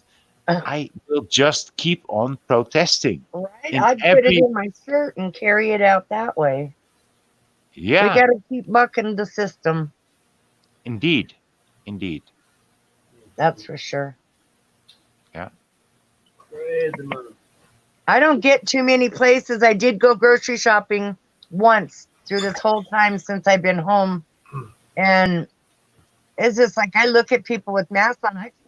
My bud tender at the dispensary, I look at him looking scary, dude. He had a big old black mask on and behind a shield, and I don't even know what else is going on. I'm like, gee. But anyhow, I tell him you scare me. That's what I tell people. Yeah. Because you don't know what's behind that evil grin, Cheshire smile. I don't know. It makes it so easy for somebody who's doing something evil or illegal to get around.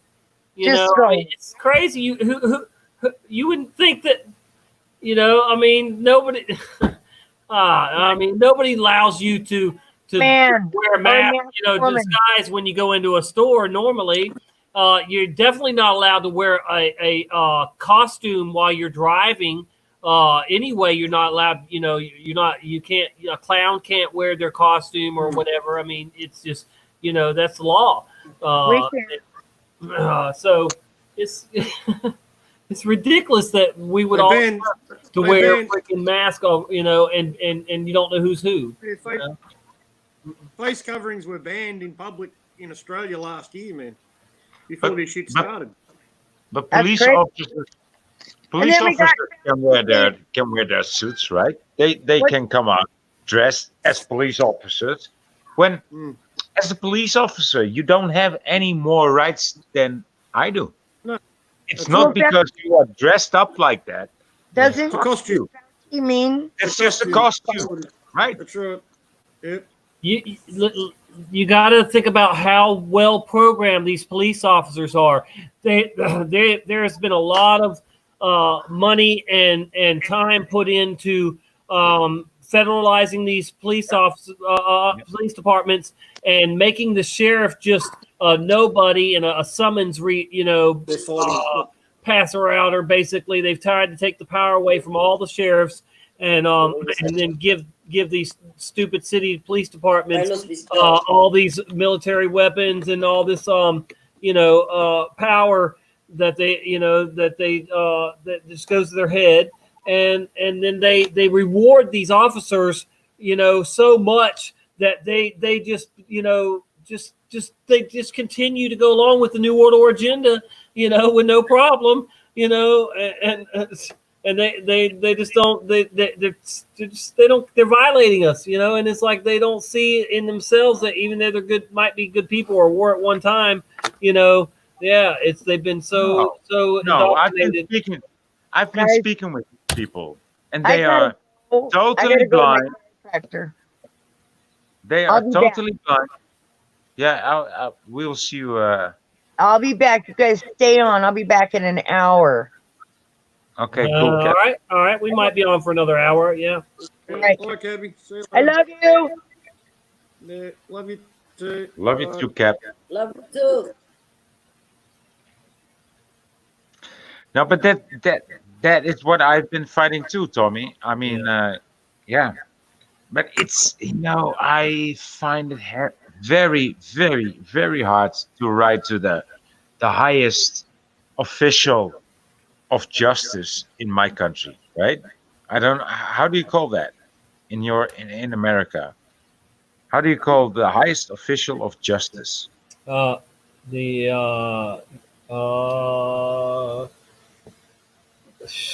call that, dude? The the executive. I don't know. She's. Yeah, something like the executive officer. Yeah, czar. They have czar officers, whatever, I don't know. I don't know. I know how to call it in Dutch, but it will not make sense in a governor. It may be a governor of a state, but no. It's beyond that. Beyond that. Supreme Court, judges. Something like Supreme Court officer, something like that. The one that I can talk to. The Supreme Court officer that I can talk to. Oh, no. You're talking about the House of Representatives then, I think. Oh, okay. Yeah, that's your first step up, and then you have Congress. But, the House represents the individual people, the representatives of the House. Yeah, I think you're right. It's the representatives and then Congress.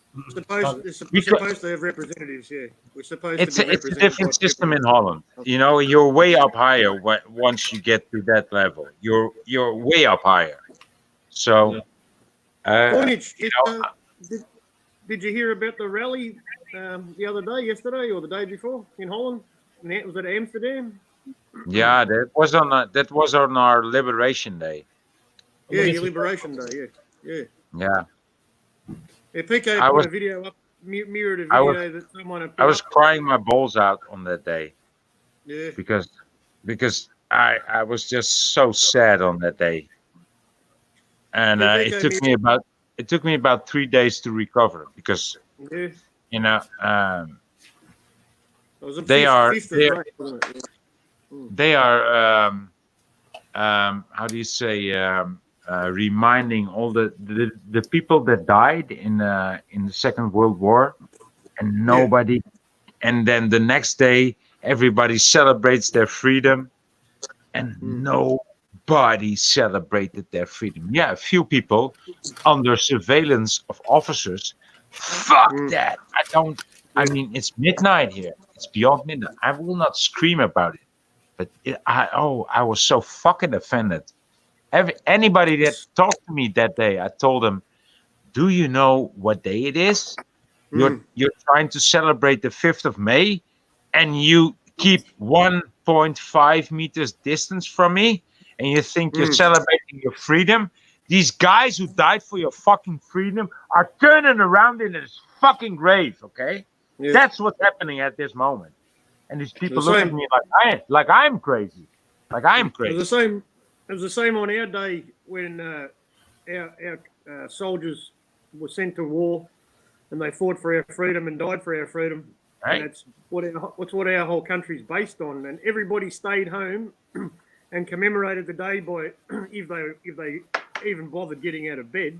When normally there was a dawn service, all right, everybody goes to a dawn service to commemorate the this day that in our history, which is significant for our freedom. Yeah, they celebrated in their driveway, watching it on a live stream of a recorded event at the Shrine of Remembrance in Melbourne. Aggravates me so much. And most people didn't even bother getting out of bed. I walked to my local shrine, and I put a small video. It's hard for me to keep one dry eye while I'm telling you this and while I'm listening to you. Yeah, it's the same. Right? It's the same here. People were told don't attend your shrine, don't commemorate the way they just did what they were told. Just commemorate all the laws and all the don't never mind what the fuck they died for. Just commemorate all the loss and all the sorrow and no, fuck. Remember what they died for. They died for your fucking freedom. That's right, man. I get so fucking aggravated. I get so aggravated. I don't know how they don't get it, man. I don't know. They don't get it. No. They don't deserve to be free, mate. They deserve to be imprisoned. That's what they want. That's what they deserve, mate. You know? I don't want to say that. I don't want to say that, Matt Byman, but somehow it's true. Somehow it's true. They also, you got to look at. They also fought for the New World Order agenda too, because of all the secret, hidden agendas that they have with each war, and all the wars that America's been in were started by a false flag terror attack. Yeah, we know that. Single war. We know that, but it's the spirit behind it, though. Oh, I know, but certainly the men, good men. It's not those that we commemorate, right? Yeah. I mean, I live in a how do you call this? A neighborhood that's named after heroes of resistance, right? Okay. Well, look what they're doing in America. They're taking all the southern, people, all the old, old presidents and stuff like that. I mean, we're told, the police are told now that and others are told that our forefathers were terrorists, terrorists or whatever, and corrupt and all that. So I mean, people are hearing that message and then saying, well, screw them all then, and it's ridiculous, man. But I remember me buying some sort of weed in the coffee shop, and the guy, he just delivered me the weed, and this other guy came to me and said, do you know when you buy the weed from Afghanistan, it goes to the freedom warriors? I said, well, if they're freedom warriors, I'm gonna buy this weed again, man. That's good news. Hey, I call myself a freedom fighter. I do. Right. I mean, that's why the SWAT team came to my house, because they saw resistor of tyranny at freedom fighters. Freedom. Whether they fucking do it in Afghanistan or the USA or Australia or China, I like a freedom warrior. Whether he's from Iran or Iraq or Norwegian or Iceland or USA or Brazil, I will look up with the fucking freedom warrior, please. Yeah. Yep. If you don't fight for your freedom, you don't deserve it. Exactly. Yeah. There's been a logston. That's my last name. There's been a logston in every single war America's been in, and officer rank or higher.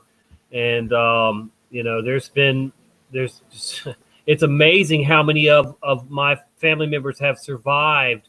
You know, we've had a few that died, but more have survived hell in war, you know, and you know, and come through it, you know, and so and some of them went back for more too, you know. But anyway, I was set to go into the Air Force, and at the very last minute, the Air Force said, "Oh, you got the worst driving record we've ever seen, so we're not going to let you in." You know, they said, "Oh, but go next door to the Navy. They don't care about your driving record. You're going to be on a ship, you know, whatever."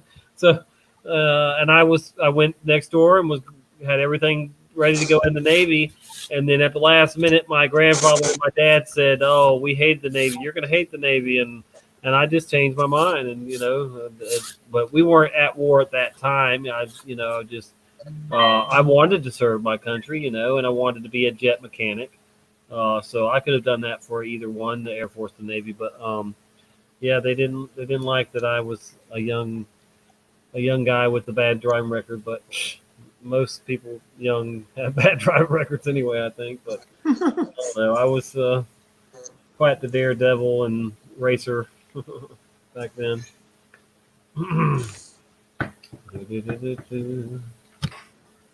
Holy moly. And yeah, here we go. Yeah, PK Censored's channel got taken down for mirroring the video about the Freedom Rally in the Freedom Rally in Amsterdam. Wow. That's great. Took his channel down. He's got I think I've told people before, but I'll say it again. He's got two other channels: PK Censored 2, number 2, and PK Censored 3. So well, he's still going to continue, but the original one's gone now. Yeah, YouTube is clamping down, dude. Big time. Oh yeah, definitely. He knew it was coming, but didn't expect it for that video. You know. Hey, Tommy, Matt Pyman, I'm gonna chime out. I'm tired. All right, mate. All right, and, well, glad to have you anytime, you know. Yeah, same here, man. I love every conversation with the Matt Pyman, and same with you, Tommy. I'm glad you're back on because I missed you for a few days. Yeah, I missed him too. Good to talk to you too. I missed you guys when I'm not on. Right. Okay, so guys, have a good time. Goodbye. See you soon, bro. Yeah, man, take it easy. Yep. We've been on for 3, almost 3, 332. Yeah. We are, right? Okay, I will just leave you at 3333333. Yeah, wait till 33333. Yeah. All the threes. Can you see the ticker yourself too? Yeah, I know you can see the kitty. Can you see the kitty? Oh, Mississippi. Hi, Mississippi. She was in heat for like a week, and that was a nightmare. Now I think she's out of it today. 3. Hey, She looks Tobin, pretty cool now. Tobin Swing is in the house. Tobin. She doesn't look too hot at the moment. I wouldn't stick my finger in her now. If she would yawn to me, I would say.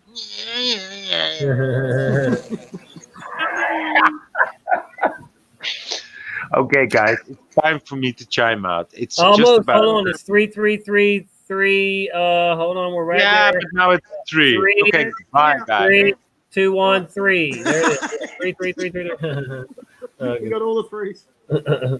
Oh, so yeah, good to see you, Tobin. Tobin, how are you doing? Tobin swing. About a swing. Is it 4:20 yet? No, I guess I got 12 minutes. For 4:20 in Cali, it'll be 4:20 in Cali in 12 minutes. Oh yeah. Smoke one for Cali.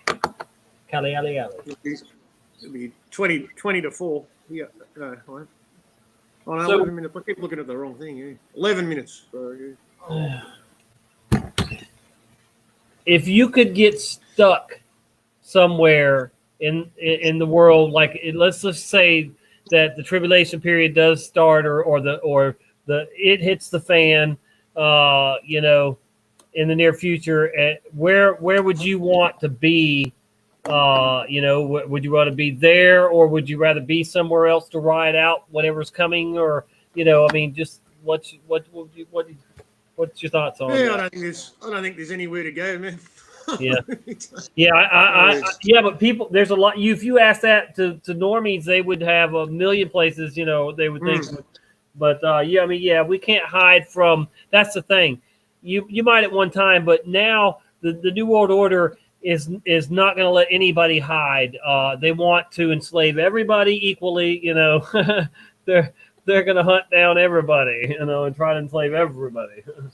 That's I think my take on Tommy is different to yours. I think that I don't think the rapture is going to be a physical thing. I think the spirit of Jesus, right? The way, the truth, and the light, Christ consciousness, the Christ consciousness he's going to awaken, man. I think that's going to be the saving grace for us. That's how I believe. Right.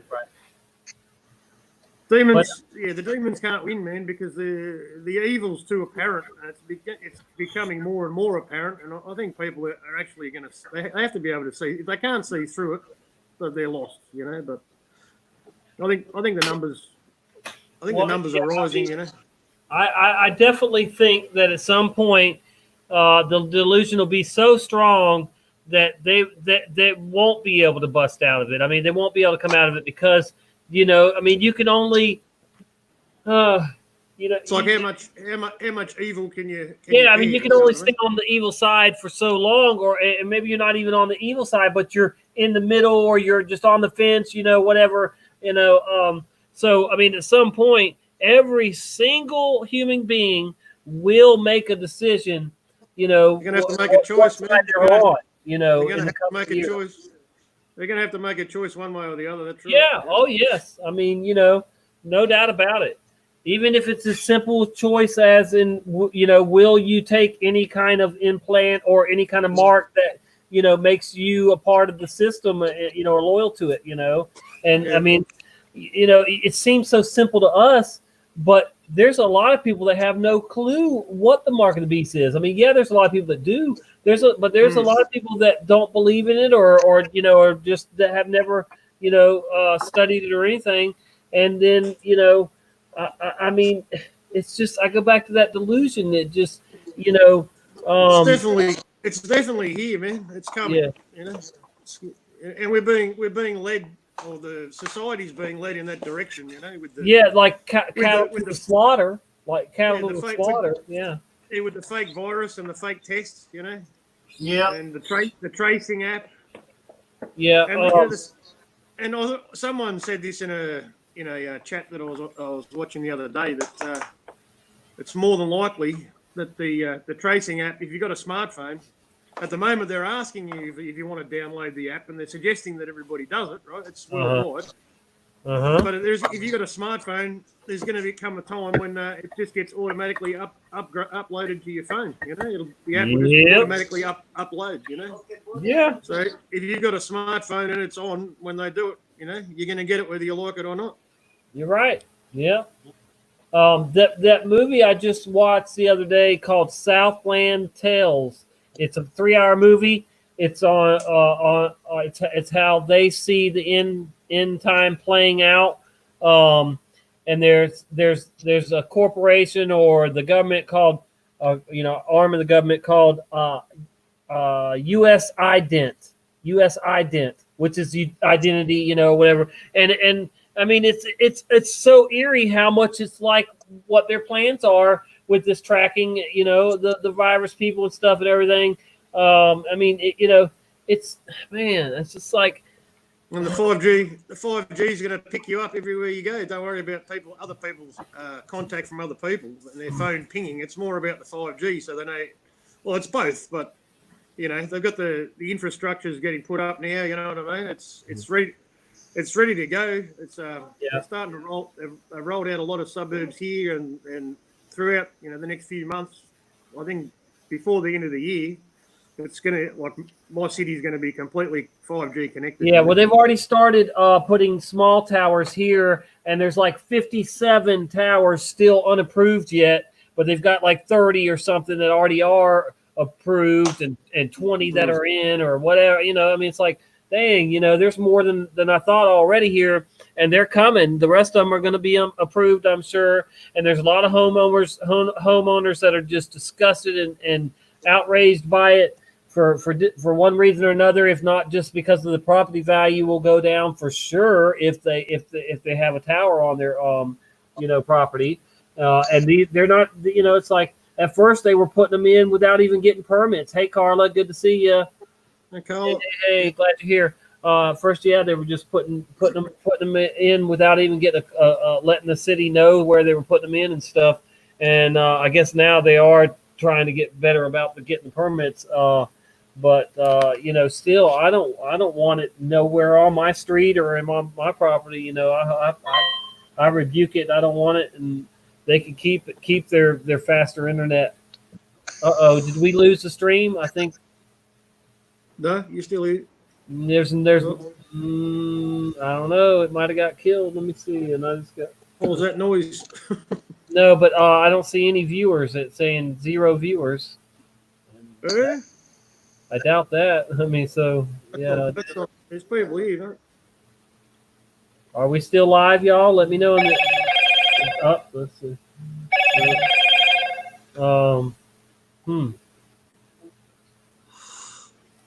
Are we still live? Y'all let us know. Because that's weird that it's saying nobody's watching now all of a sudden. Oh, I can hear. I know, but we could talk. It wouldn't. We would still be able to talk. If the show got pulled. Don't seem to be any gone. Yeah, it's gone, dude. We're gone. Holy shit. Yeah, we're gone. I don't know what happened, but we're gone. I can see if it comes back, but we are gone. I tried to type into the thing, and the broadcast was deleted by you. It says deleted. What? Yeah, I think it was deleted by YouTube. Fuck. It's done. We're done. Scumbags. What do we say? What do we say wrong? We could talk for a few minutes. I mean, but wow, dude, that's crazy. I said, wait a minute. It went from like 10 to 0 instantly. I'm like, no, we're gone. Yeah, I'm gonna come to a crossroads soon, man. When my company, because they're a major corporation here, and they follow all of the agendas, whatever's getting pushed. You know, all the social engineering. You know, everything that's getting pushed gets pushed onto us straight away. You know, and there's going to come a time shortly. They're going to. Hey, Tobin Swing is calling me. Hang on. All right. Yeah. Hello. I tried to answer. Hold on. Trying to answer. Hello. It's not letting me answer. What? But it is Tobin. Yeah. That's weird, man.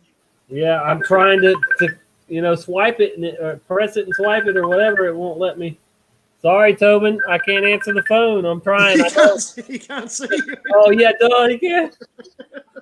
I'm trying. Look, it won't even let me decline it. So it's just stuck on. Weird, man. Wow. Damn, dude. That sucks, man. YouTube sucks. Yeah. And blows. Hey, so I can see them trying to force us on to get the tracing app. I think they've already suggested it, you know, and testing. I reckon testing's coming, you know. Hello. Hey. You guys are still on. It's saying we're not on though, but did it come back? Yeah, look. Okay. Look. Hey, Tobin. Yeah, we still here? Cool. All right. But it did go away, didn't it, or something? The chat's just not up. Oh, the chat The just. chat Oh, maybe they didn't like what was saying in the chat. Oh. All right. Well, Wow. Partial. That's a partial censorship. Huh. Yeah, you can see. Can you see where I tried to type and it said error occurred? Was this broadcast deleted on YouTube? Is what it says on my end when I tried to, I can't swipe. I can't even. Oh, yeah, I can swipe the chat, but nothing's happened for a long time. Yeah.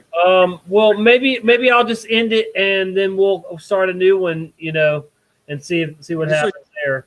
Did you see Voynich just went live before? Yeah. And I'll show you on there. See if Yeah. I just called to let you know. Yeah. Well, thanks, brother, Thanks, man. man. I appreciate it. Cheers, Well, I'll get it figured out here. Thanks. We'll see you in there. Yep. That's crazy, man. That's So, a partial censorship. That's so half-assed censorship. Right. Just- Well, just if turn you the want chat off. if you want to stay on, I'll start a new stream and we'll just go on. I mean, we're almost to 4 hours anyway. But Yeah. yeah, and I can rename it anyway. So because I've got it still under the sermon one and whatever. But yeah. Carla just emailed me and said or messaged me too. I couldn't get in my phone. It's weird. Tommy, we can still see you guys. You're not gone. Yeah. So.